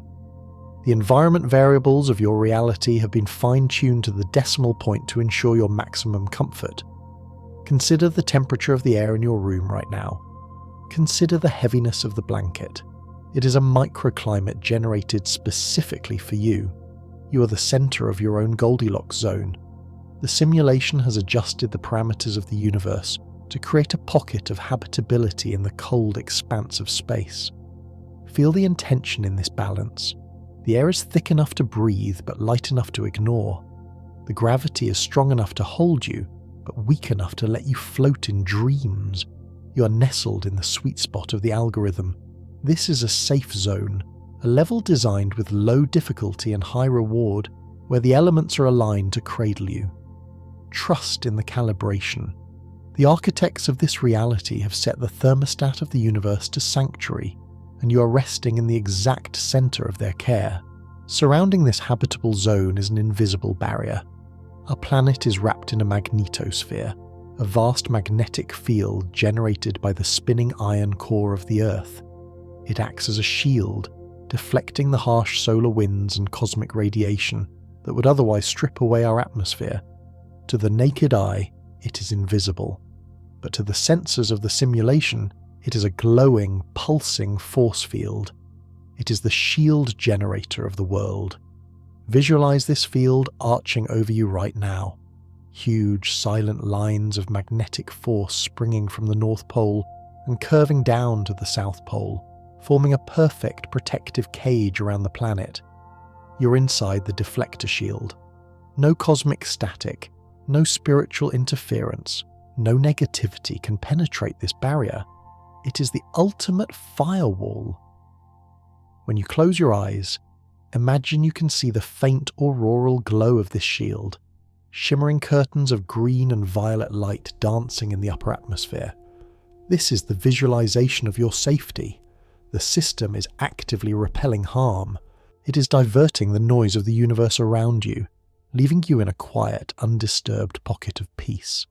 Sleep deeply, knowing that the shields are at 100%, the firewall is active, and the perimeter is secure. Safe behind our shields, we look out into the deep archives of the cosmos to witness the birth of new things. We see the nebulas. These are the vast, colourful clouds of dust and gas where stars are born. In the context of our digital journey, a nebula is a particle system. It is a cloud of raw assets, the unformed clay of the simulation waiting to be compiled into solid objects. They are the creative studios of the universe. Visualize a cloud of soft pink and purple gas, glowing gently in the dark. It is not solid. It is a whisper of matter. It moves with a slow, fluid grace, swirling and folding in on itself. This is the stuff of dreams. Before a thought becomes a reality, it is a nebula. Before a dream becomes a scene, it is this colourful mist. Tonight, you are returning to the nebula state. You are dissolving your rigid thoughts back into the soft, colourful dust of creation. It is a process of unmaking. Let your muscles relax until they feel like smoke. Let your bones feel as light as gas. You're no longer a solid object. You're a beautiful, drifting cloud of star stuff, floating in the velvet vacuum, waiting to be reshaped into something new and wonderful by the morning light. As we drift like smoke, we begin to understand the flow of time and energy through a concept often feared: entropy. In physics, entropy is the tendency for order to dissolve into disorder, for distinct structures to break down into randomness. An ice cube melts, a castle crumbles. But in the gentle logic of the sleep simulation, entropy is not destruction. It is the great relaxation. It is the system releasing tension. Building a structure, whether it is a building or a complex worry, requires energy. It requires holding on. Entropy is the letting go. It is the natural state of the universe wanting to untie the knots. When you relax your muscles, you're aligning with entropy. You're allowing the tightly wound structures of your stress to dissolve back into the background noise. Visualize a tight knot of golden rope floating in the air. Now, watch as entropy gently pulls at the ends. The knot loosens, the loops widen, the rope goes slack. This is what sleep does to the mind. It takes the complex, high-energy structures of your anxiety and gently dismantles them, scattering them like leaves in the wind. Do not fight the disorder. Embrace the unraveling. Let the simulation deconstruct your worries, turning the hard lines of your life into soft, unorganized, peaceful static. As the knots unravel, the noise of the world begins to fade, shifting in pitch as it goes. This is the Doppler effect. We know it as the sound of a train horn dropping in pitch as it passes us and speeds away. Ni-ow. It is the sound of distance. It is the audio cue that tells us something is leaving our vicinity. In the simulation, this effect is applied to your thoughts as you enter sleep. Imagine your worries are a train. All day the train has been coming toward you loud and high-pitched. But now you have stepped off the tracks. You're lying on the grassy bank watching the train pass. Listen as the roar of the engine shifts. It drops a semitone, then a full tone.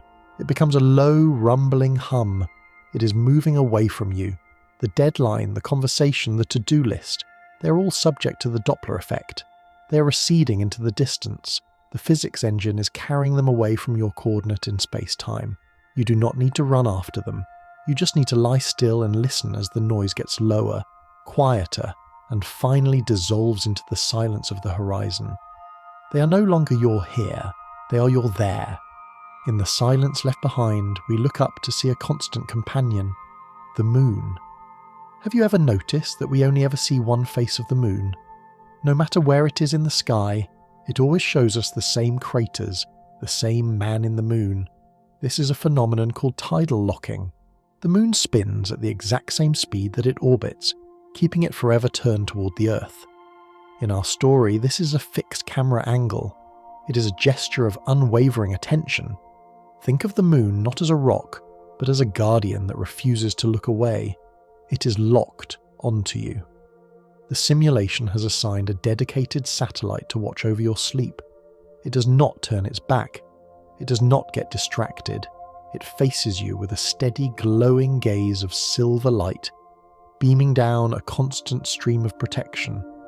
This tidal locking creates a sense of stability in a spinning universe. While the stars wheel overhead and the planets wander, the moon is your anchor. It is the thumbtack that holds the night sky in place. Feel the weight of that gaze, not judgmental, but maternal. A steady, unblinking eye that keeps watch so that you can close your own. Bathed in this moonlight, we begin to recharge. In the plant world, this is photosynthesis, the ability to turn light into energy. Leaves do not have to hunt. They do not have to work. They simply open themselves up and receive. They trust that the sun will provide. Simulation theory suggests that consciousness works on a similar wireless charging protocol. You are a solar panel for spiritual energy. During the day, you expend energy. During the night, you are placed on the charging pad. You do not need to do anything to get your energy back. You do not need to earn it. You just need to be still and receptive. Visualize the darkness of the room not as empty, but as a rich, nutrient-dense fluid of rest. By lying here, you're absorbing the dark light of sleep. It is soaking into your pores, refilling your health bar, recharging your stamina meter. You're photosynthesizing peace. Just as a flower turns to face the sun, turn your mind to face the silence. Drink it in. Let it fuel the cells of your spirit. You're being passively refilled by the power source of the universe simply because you exist. But where does this energy come from if the room is empty? Physics tells us that a vacuum is never truly empty. It is seething with zero-point energy. Even at absolute zero, even in the deepest void between stars, there is a background hum of energy, particles popping in and out of existence. The nothingness is actually the most powerful something there is. It is the idle state of the CPU. It is the hum of the potential. This changes how we perceive the darkness. It is not an absence of life. It is a reservoir of infinite potential. The silence in your room is heavy with power. It is a charged void. When you dip your mind into this void, you are tapping into the source code, the raw electricity that powers the simulation. You're resting on top of a generator of infinite capacity. Do not fear the emptiness. The emptiness is where the magic comes from. It is the blank page before the story. It is the silence before the song. Sink into this 0-point field. Feel the vibration of the vacuum against your skin, a tiny microscopic fizz of energy that proves the universe is alive, even when it is sleeping. Finally, drawn by this energy, we approach the boundary of the night. In astrophysics, the event horizon is the point of no return around a black hole. Once you cross it, gravity becomes so strong that not even light can escape. You are pulled inevitably toward the center. While this sounds scary in space, in the context of sleep, it is the most comforting concept of all. It is the point of surrender. There is a moment in every night where you stop trying to stay awake.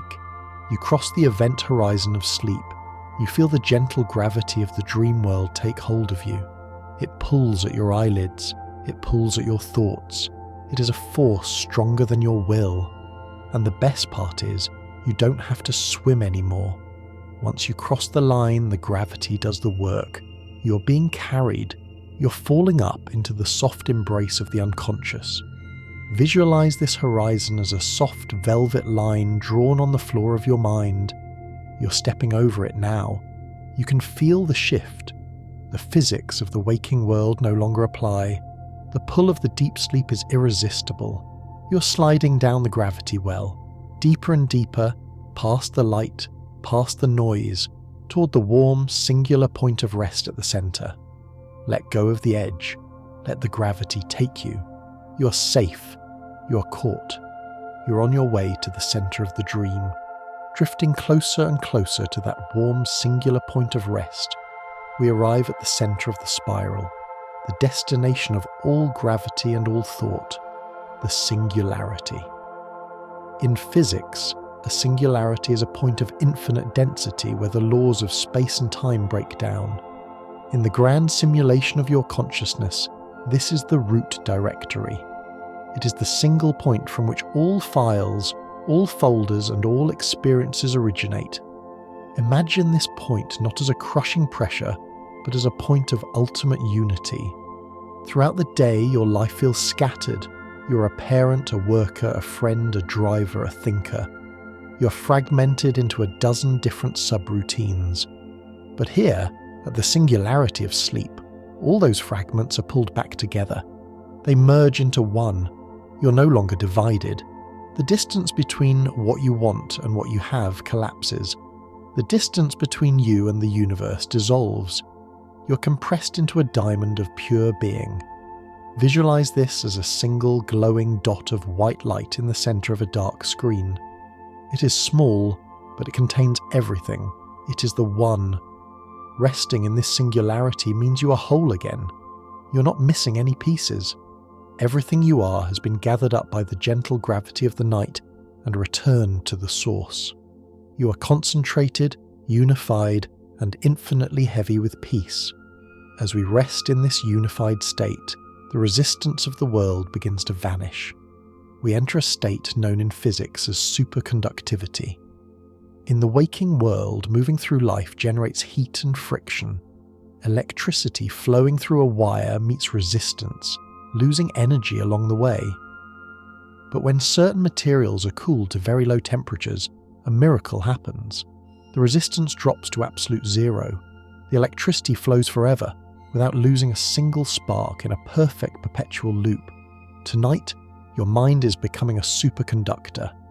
The cooling process of sleep is lowering the temperature of your thoughts. The friction of worry, the heat of anger, the resistance of doubt, they are freezing over, turning into a smooth, frictionless surface.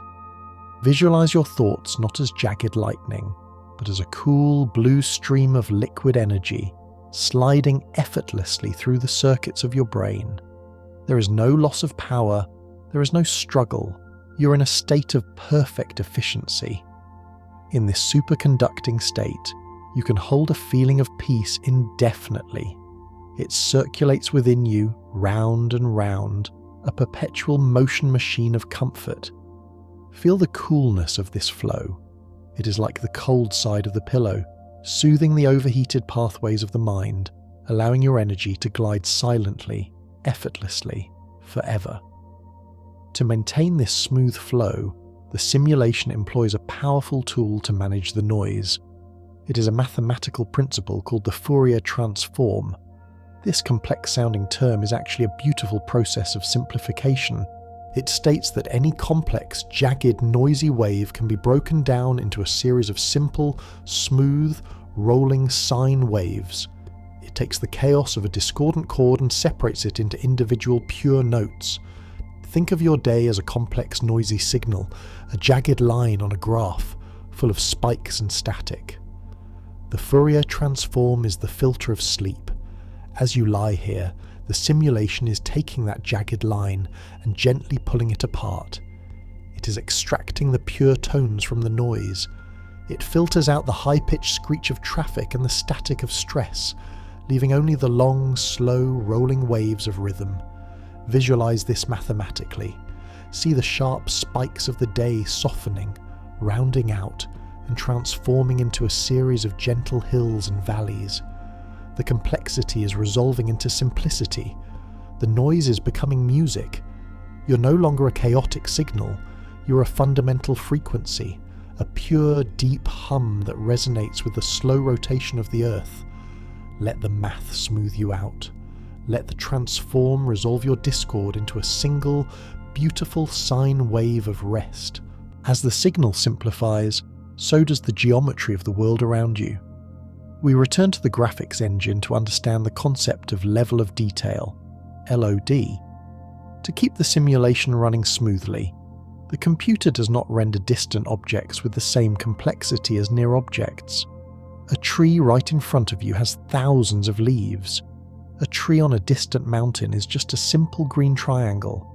As you move away, the detail fades, replaced by a softer, simpler shape. This is exactly what happens to your memories as you drift towards sleep. The events of the immediate present are high detail, sharp, loud, and demanding. But as you slide down the timeline into the night, the events of the day begin to recede into the distance. Watch as the simulation applies the LOD protocol to your worries. That awkward conversation, that unpaid bill, that deadline. They are moving away from the camera. Watch them lose their sharp edges. Watch the textures blur. They are transforming from high-definition problems into low-poly shapes. They are becoming abstract art. They are no longer detailed enough to hurt you. They are just soft, coloured blobs on the horizon of your mind. This simplification is a blessing. You do not need to process the high-resolution texture of the past right now. Let it become a simple green triangle in the distance. Let the details dissolve, leaving only the soft, general impression of a day that is done. With the details fading, we can play with the visibility of the self. In digital imaging, every pixel has a colour, but it also has an alpha channel. This controls transparency. An alpha of 100% is solid and opaque. An alpha of 0% is completely invisible. Throughout the day, you must be solid. You must be visible to the world, taking up space, casting a shadow. But sleep is the time to adjust the alpha slider. Visualize a control panel in your mind. Find the slider marked opacity. Slowly, gently, drag it down. 90%, 80%, 50%. Feel your physical form becoming less dense. You're turning into a being of glass, then a being of mist, then a being of air. At 50%, the heavy gravity of the world passes right through you. At 20%, you are barely there, a shimmer in the room. At 0%, you're completely transparent. You're invisible. The world can no longer touch you because there is nothing solid to hit. You have engaged the ultimate stealth mode. You are safe because you are formless. Enjoy this lightness. You're not a heavy object on a bed. You're a clear, clean lens through which the universe is watching itself. You have dissolved into the ether, perfectly hidden, perfectly safe, perfectly clear. While you float in this invisible state, you're never truly alone or unattended. In the background of every computer operating system, there are silent programs running called demons. These are not monsters. The term comes from Greek mythology, referring to nature spirits that worked invisibly in the background to keep the world running. In your computer, demons handle the network, the sound, the cooling, and the updates, all without ever opening a window or asking for your attention. Your body and mind are tended to by a legion of these benevolent demons. Consider the autonomic nervous system. It is a silent script that commands your heart to beat. Consider the immune system. It is a background process scanning for errors. You do not need to supervise them. You do not need to tell your liver to filter or your cells to divide. The demons have it under control. Visualize them as tiny, glowing spirits of code, moving quietly through the corridors of your biology, sweeping up dust, oiling the gears, and patching the software. They work best when you're not interfering. They work best in the dark. Trust in the background processes. You can completely check out. You can leave the bridge of the ship, because the crew below deck is competent, tireless, and dedicated entirely to your survival. Deep within this system, where the demons work, there is a fundamental need for privacy. This brings us to the concept of encryption. In a world of shared data, how do we keep secrets? We use a private key, a long string of numbers that scrambles the data so only the owner can read it. Your dreams are the most heavily encrypted files in the universe. When you enter the dream state, you are entering a secure server. No one else can see what you see. No government, no partner, no corporation can hack into your dream. It is the only truly private space left in existence. The simulation generates a unique encryption key every night, a key made of your deepest memories and feelings, and locks the door behind you. Visualize a massive golden vault door swinging shut with a heavy, satisfying thud. Hear the tumblers click into place. Click, click, click. Locked. You're inside the vault. The outside world is walled off by a mathematical impossibility. You're free to be your weirdest, wildest, truest self, because the encryption is unbreakable. Your inner world is a sanctuary that belongs to you and you alone. Revel in the isolation. Revel in the safety of the locked room. Safe inside the vault, the data begins to flow in a way that ensures smoothness. This is the concept of buffering. When you stream a video, the computer downloads a few seconds ahead of what you're watching. It creates a buffer, a safety cushion of data so that if the internet slows down, the video doesn't stop. It keeps playing smoothly from the stash it has saved up. Sleep is the way the simulation creates a buffer for your life. If you stayed awake forever, you would be streaming live, and eventually you would lag. You would stutter. Sleep allows you to pause the stream and download a buffer of energy for tomorrow. It creates a cushion of patience, a reserve of strength. Visualize this buffer as a soft white cotton filling being packed around your nerves. It is padding. It creates a space between the stimulus and your reaction. When you wake up well buffered, the world feels slower, easier, more manageable. You're not reacting in panic. You're playing from the cache. Tonight, you're filling the tank. You're downloading the stillness that you will need for tomorrow afternoon. Let the progress bar fill. Let the buffer grow thick and soft, protecting you from the jagged edges of the future. As the buffer fills, we begin to feel a connection to the rhythm of the universe through sympathetic resonance. If you place two tuning forks of the same note across the room from each other, and you strike one, the other will begin to hum, even though you didn't touch it. The vibration travels through the air and wakes up the matching frequency in the other fork. They sing together across the distance. This is the physics of empathy and the physics of peace. The universe is vibrating at a frequency of deep cosmic rest, often called the Schumann resonance, the heartbeat of the Earth. By lowering your own vibration, By slowing your breath and calming your mind, you're tuning yourself to match the earth. You're becoming the second tuning fork. You do not need to force the piece, you just need to match the key. Once you are in tune, the massive, inexhaustible piece of the planet will begin to resonate within you. You will hum with the mountains, you will vibrate with the ocean floor, visualize invisible waves of sound traveling from the core of the earth, up through the floor and into your bed. Feel your bones begin to hum in sympathy with the mother frequency. You're being played by the planet, resonating with a sound that is as old as stone.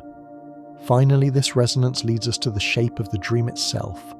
We find ourselves following the golden ratio, phi, 1.618. It is the perfect spiral found in the nautilus shell, the pattern of sunflower seeds, the shape of a hurricane, and the curve of a galaxy. It is the mathematical signature of aesthetic perfection. It is a spiral that gets tighter and tighter, leading to infinity. Notice the position of your body. You're likely curled up, or your limbs are bent. You're mimicking the golden spiral. This is the geometry of self-preservation. To sleep is to curl inward, to protect the soft center, to follow the path of the spiral down into the deep. Visualize yourself sliding down this smooth golden slide. It curves gently to the left, then tightens, circling closer and closer to the center. It is a path of least resistance. The universe loves this shape. It uses it to pack the most amount of energy into the smallest amount of space. By curling up, you are aligning your physical form with the most sacred geometry of the simulation. You are becoming a fractal of comfort. Follow the curve, slide down the spiral, round and round, deeper and smaller, tighter and safer, until you reach the very center of the shell, the quietest point in the ocean of math. As we slide down that golden spiral, curling tighter and tighter into the center of the shell, we begin to notice a pattern in the movement. It is a loop that feeds back into itself. In computer science and mathematics, this is known as recursion. It is a function that calls upon itself to solve a problem, a process where the output of one cycle becomes the input of the next. Think of your breath. Inhale, exhale. The end of the exhale naturally triggers the beginning of the inhale. It is a perfect self-sustaining code. There is a profound comfort in the concept of recursion. It means you do not need to constantly restart the engine of your life. The loop is already running. The universe is designed to keep going. Visualize a set of Russian nesting dolls, one inside the other, getting smaller and smaller, protecting the precious center. Or imagine standing between two mirrors, seeing your reflection stretch out into infinity. In the simulation, this infinite corridor is not a trap. It is a cradle of eternity. It suggests that you're made of layers, deeper and deeper versions of yourself, each one holding the other. Tonight, let yourself fall into the recursive loop of your own breathing. You don't have to drive the car, you just have to ride the wheel as it turns, round and round. The end is the beginning. The night is the seed of the morning. You're safe inside the loop, held by the momentum of a code that has been running perfectly since the dawn of time. As this recursive loop spins, it generates shapes that are not rigid or jagged but soft and rolling. In the world of procedural generation, the algorithm used to create natural-looking textures, clouds, marble, landscapes, is called Perlin noise. Before this invention, computer graphics were harsh and random. Perlin noise introduced gradient noise, a type of randomness that flows smoothly. It ensures that a high point in a landscape is likely to be near another high point, creating gentle hills rather than chaotic spikes. This is the algorithm of gentleness. It is the math behind the fluffiness of a cloud and the smooth curve of a sand dune. Apply this to your mind right now. The simulation is applying a Perlin filter to your thoughts. It is smoothing out the jagged spikes of anxiety, turning them into rolling hills of calm. Visualize a landscape of soft grey mist generated by this soothing math. There are no sharp cliffs here. There are no sudden drops. Everything is gradient. Everything flows into everything else with a liquid grace. If a thought arises, it is not a jarring interruption. It is just a gentle rise in the terrain that softly slopes back down into the valley of silence. You're walking through a world of soft edges, generated by a benevolent code that refuses to let you be cut by the sharpness of reality. As we gaze out over these rolling, misty hills, we notice that the further away things are, the softer they look. In 3D rendering, this technique is called MIP mapping. To save processing power and prevent visual noise, the computer creates smaller, blurrier versions of textures to place on distant objects. The rug at your feet is high resolution. The forest on the horizon is a soft, low-resolution blur. This is a beautiful metaphor for how we should handle the past and the future. The now is high resolution. It requires your attention. But the past? That is far away. The simulation has already swapped it out for a lower quality texture. It is meant to be blurry. It is meant to be soft. You do not need to inspect the texture of a mistake you made 10 years ago with a magnifying glass. The system has already optimized it into a fuzzy general impression. Let it be blurry. And the future? It is also a distant object, rendered in soft, indistinct shapes. Do not try to force the distant mountains of tomorrow into sharp focus. It causes aliasing, visual stress. Accept the blur. Enjoy the softness of the distance. It is a visual mercy, a way for the universe to tell you that the only thing that needs to be sharp is the pillow beneath your head right now. While we watch the distant, blurry horizon, we perceive a shift in movement. The stars seem to move slowly, while the clouds move faster. This visual phenomenon is known as parallax scrolling. In 2D games, the background layers move slower than the foreground layers to create an illusion of depth. It gives the world a sense of vastness and scale. Tonight, feel the parallax of your own soul. The surface worries, the to-do lists, the minor annoyances are the foreground. They move fast, they zip by and are gone. But the deep parts of you, your love, your peace, your essence, are the background stars. They move with a majestic slowness. They are almost stationary in their grandeur. This difference in speed creates the depth of your character. If everything moved fast, you would be shallow. If everything was still, you would be dead. But this mix, the fast foreground and the slow, deep background, proves you are a vast three-dimensional being. Anchor yourself in the background layer. Let the fast-moving foreground blur into speed lines, while you rest in the slow, heavy, majestic rotation of the deep background. You're not the rushing trees, you're the distant, unmoving mountain. Deep within this mountain, the code issues a specific command. In many programming languages, when the developer wants the program to pause and wait, they write a specific line: sleep. This is not a metaphor, it is the literal syntax. The computer is told to stop executing for a set number of milliseconds. It releases the processor. It stops thinking. You're receiving this command now. The great programmer has written sleep 8 hours into your daily script. This is a non-negotiable line of code. It is not a failure of productivity. It is a programmed pause. When a computer sleeps, it is not broken. It is obeying the timing of the script. Imagine seeing this command written in glowing green text on the terminal of your mind. Initiate sleep sequence. The cursor blinks. The command executes. The processor fans spin down. There is nothing you need to do. You're simply obeying the logic of the program. To fight it would be to introduce a bug, a glitch. To accept it is to run smoothly. Submit to the command. Let the execution halt.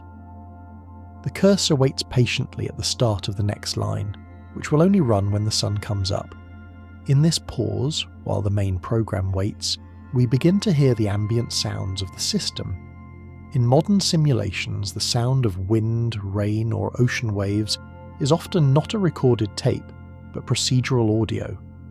The computer generates the sound in real time using mathematical formulas that mimic the physics of air and water. It means the rain you hear in a game is unique. It has never been heard exactly that way before. The silence of your room is also a form of procedural audio. It is a generated soundscape of peace. Listen to the subtle frequencies, the hum of the refrigerator, the settling of the house, the beat of your own blood in your ears. This is not empty noise. It is the simulation generating a unique, one-time only composition of quiet. It is synthesizing a lullaby just for this moment. If you hear a car pass by, or a branch tap against the window, incorporate it into the mix. It is part of the procedural generation. The universe is composing a soundscape of safety, mixing the white noise of the air with the bass of the earth, creating a sonic blanket that wraps around you. Let the algorithm of sound wash over you, unpredictable but always resolving into the key of silence. Wrapped in this soundscape, we feel the boundaries of our physical form. In a game, an object has a collision mesh, a simplified invisible shell that determines where it hits other objects. Good game design often makes the collision mesh slightly smaller than the character, or softer, so the player doesn't get stuck on corners. This is called collision forgiveness. The simulation of sleep offers you ultimate collision forgiveness. The hard edges of the world are softened. The corners are rounded off. If you toss and turn, the bed catches you softly. If your mind bumps into a hard thought, the collision mesh of the dream world is spongy and elastic. You bounce off gently. You cannot be bruised here. Visualize yourself wrapped in a bubble of soft, invisible mesh. You can drift through the night without fear of impact. The sharp corners of reality, the criticism, the deadlines, the failures, cannot clip through this mesh. You're in ghost mode, where the collision detection is turned off. You can pass through the night without friction, gliding through the hours like a spirit, untouchable and smooth. This lack of friction extends to our mistakes. In a word processor or a design program, the most powerful tool is Ctrl+'s the undo function. It allows you to step back in time, to erase an error as if it never happened. In the waking world, we often feel like we cannot undo our actions, but the dream world is the realm of the undo. In a dream, the laws of consequence are suspended. You can fly. You can fall without hitting the ground. You can see people long gone. This is the simulation giving you a sandbox where the undo buffer is infinite. It suggests that deep down reality is not as rigid as it seems. Mistakes are not permanent data. They are temporary inputs. Tonight, visualize a giant undo button floating in the void. Press it on the regrets of the day. Click. The awkward sentence you said, undone. The mistake at work, undone. The worry, undone. In the safety of sleep, you are wiped clean. You're returning to the previous save state before the stress occurred. You're free to experiment, free to be imperfect, because the night forgives everything. The slate is wiped clean by the morning. As the slate clears, we are left with a concept that is often feared but is actually beautiful: the null value.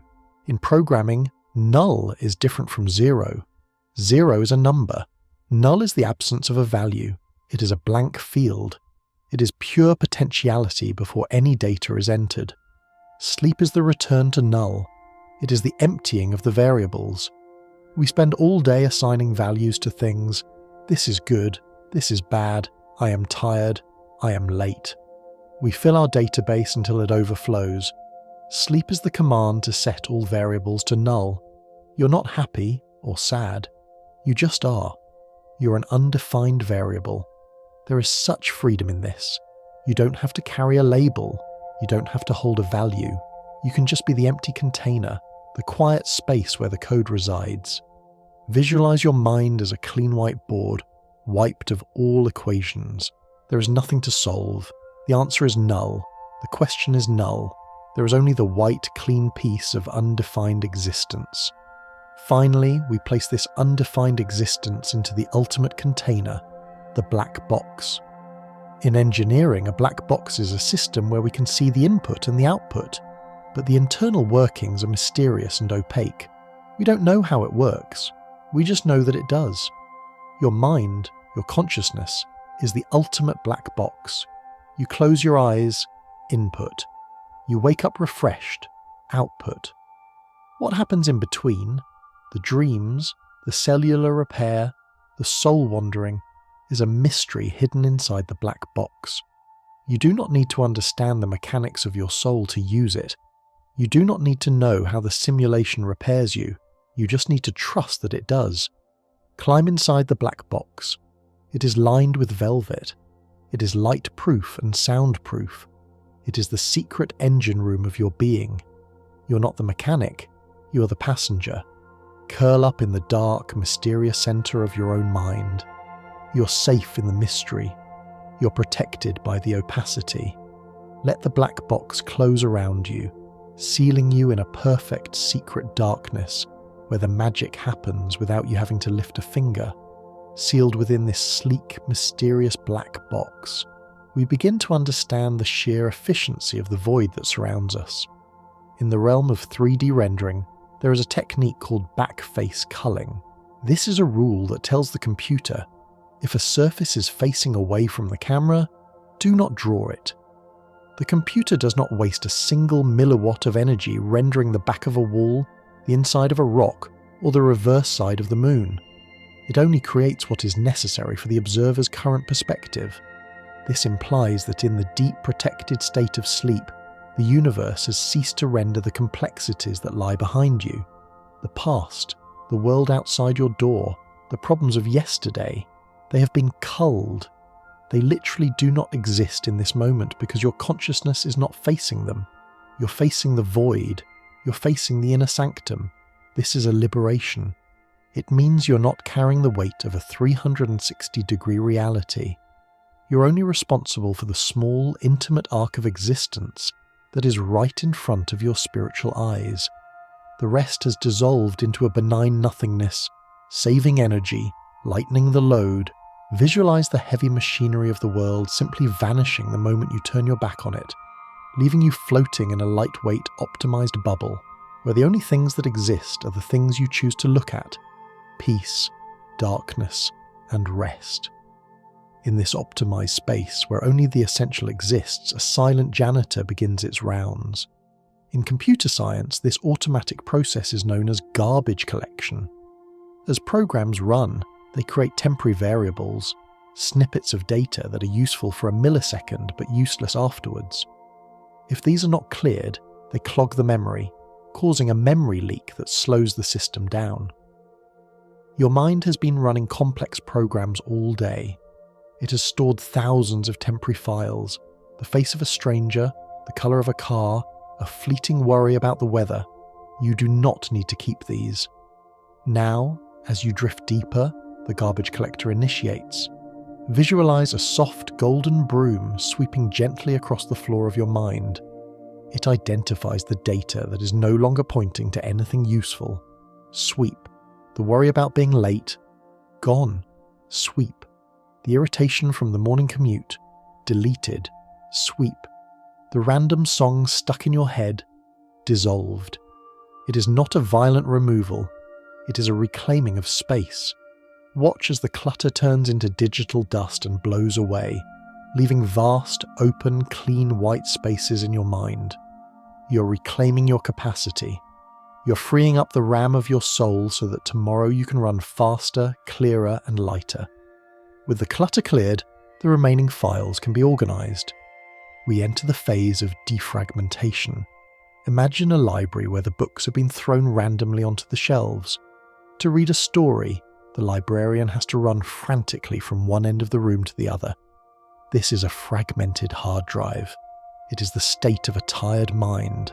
But tonight, the disk utility is running. Visualize the memories of your day as glowing blocks of colour. The defragger is picking them up, one by one, and sliding them into a perfect rainbow order. It is grouping the happy moments together. It is filing the lessons learned in the wisdom folder. It is moving the heavy emotional blocks to long-term storage where they won't weigh you down. There is a deeply satisfying feeling to this process. The sensation of things clicking into place. Click, click, click. The chaos is becoming order. The scattered fragments of your identity are being gathered and aligned. You don't have to organize your thoughts. The simulation does it for you. You can just lie there and feel the soothing rhythm of the reorganization, knowing that when you wake up, your mind will be a streamlined, efficient library where everything you need is exactly where it belongs. As the internal system aligns, we look to align with the flow of time itself. In gaming, if the frame rate of the game doesn't match the refresh rate of the monitor, you get screen tearing, a jagged horizontal line where the image looks broken. To fix this, we enable VSync, vertical synchronization. This forces the game to wait for the monitor. It forces patience. It creates smoothness. Anxiety is often just a form of spiritual screen tearing. Your mind is trying to run faster than the reality of the present moment. You're trying to render the future before the monitor is ready. Tonight, we enable VSync. We synchronize your breath with the heartbeat of the universe. Breathe in, wait. Breathe out, wait. You're locking your frame rate to the cosmic constant. You're no longer rushing ahead. You're matching the refresh rate of the stars. Visualize the jagged tear in your reality smoothing out, the two halves of the image sliding together to form a perfect, seamless picture. The stuttering stops. The lag disappears. You're moving in perfect lockstep with the great machine, neither fast nor slow, just perfectly, smoothly, eternally synchronized. In this smooth state, we can adjust the boundaries of our own presence. In a video game, every character has a hitbox, an invisible shape around them that determines if they can be hurt by an enemy attack. If the hitbox is large, you are an easy target. If it is small, you are hard to hit. As you sleep, your hitbox is shrinking. When you were awake, your hitbox was huge. It included your ego, your reputation, your possessions, your plans. Everything was a target. But now, you are curling up. You are withdrawing your energy from the external world. Your hitbox is contracting down to the size of a single atom in the center of your heart.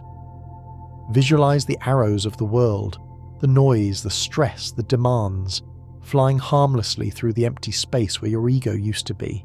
They cannot hit you. You're too small, too compact, too deep. You have minimized your surface area. You're a microscopic point of light in a vast dark room, and nothing in the clumsy, heavy macro world can possibly touch you. You're safe because you are small, and for the moments when something does try to touch you, the system grants you a special power: invincibility frames. In many games, when a player rolls or dodges, they flash white and become temporarily immune to all damage. They can pass right through fire, right through spikes, unharmed. This is the I-frame. Sleep is one long, continuous invincibility frame. You're in the dodge animation. For these 8 hours, you're phasing through existence. The rules of damage do not apply to you. Visualize your body glowing with a soft, pulsing white light. This is the aura of immunity. If a dark thought tries to enter, it passes through you like smoke. If a sudden noise occurs, it washes over you without sticking. You're in a state of grace. You're cheating the physics of suffering. Enjoy this superpower. You're untouchable. You're walking through the fire of life wearing a suit of pure, invincible starlight, and for tonight, nothing can leave a scratch on you. Protected by this light, you step away from the shared world entirely. In massively multiplayer online games, MMOs, the world is crowded with other players, but sometimes you want to be alone. You enter a dungeon or a house, and the server creates a private copy of the world just for you. This is called instancing.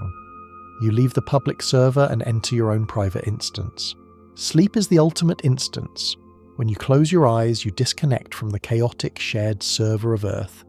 You leave behind the millions of other players, the noise of their chatter, the chaos of their movements. You step through the portal into your own private dimension. Here, in this dream instance, you are the only player. You are the admin. The world generates solely for your amusement. The trees grow where you want them to. The sun sets when you are ready. There is a profound silence in an empty server. It is the silence of exclusivity. The universe has spun up a whole reality just for you, a sandbox where you can rest without the interference of a single other soul. You are the king, the queen, the sole inhabitant of this velvet kingdom.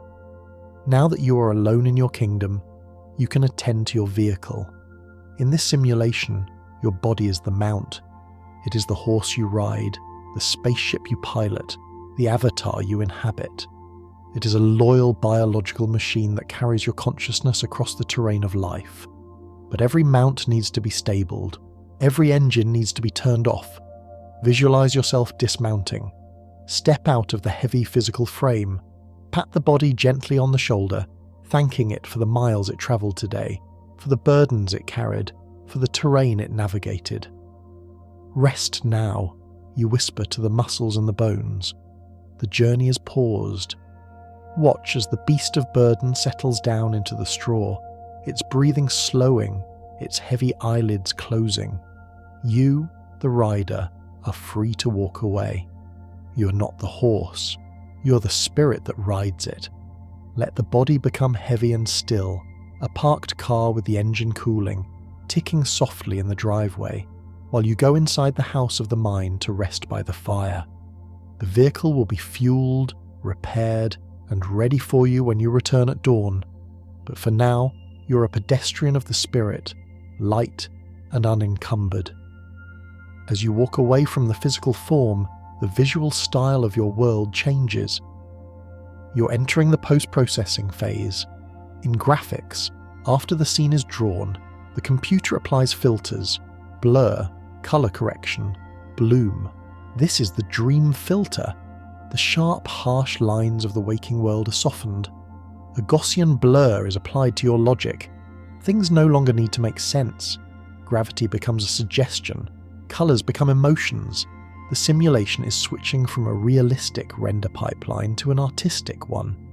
It is applying a soft violet vignetting to the edges of your vision, focusing you inward. It is turning up the bloom so that every feeling glows with a supernatural light. This post-processing makes everything feel surreal and floaty. Surrender to the filter. You do not need the hard-edge clarity of 4K resolution right now. You need the soft, impressionistic smear of a watercolor painting. Let the world go out of focus. Let the edges bleed. It is prettier this way. It is softer this way.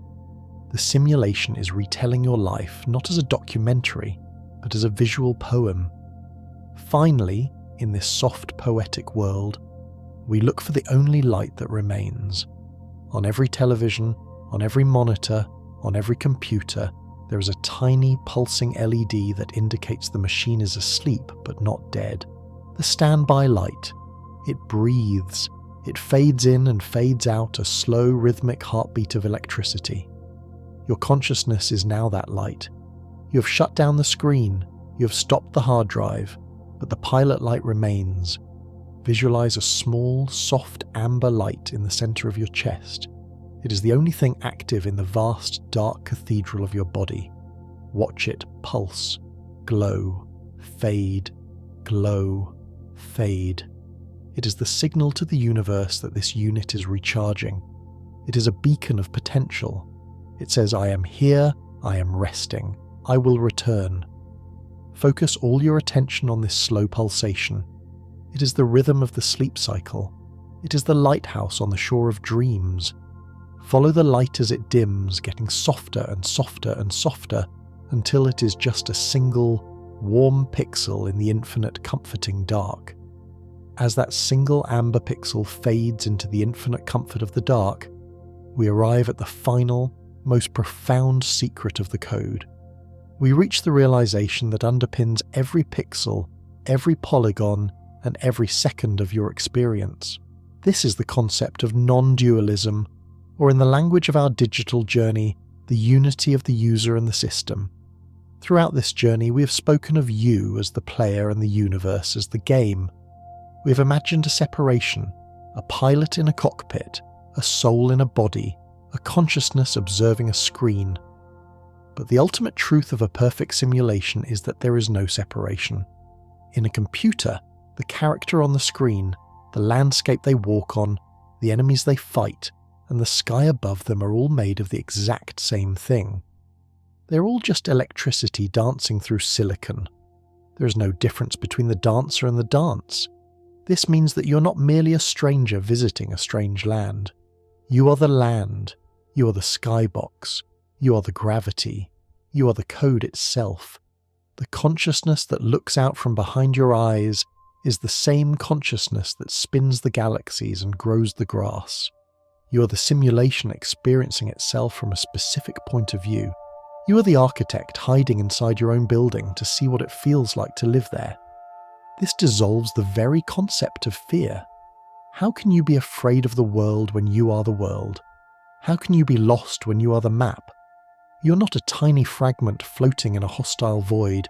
You are the void, and you are the light that fills it. You are the hardware, the software, and the electricity that powers it all.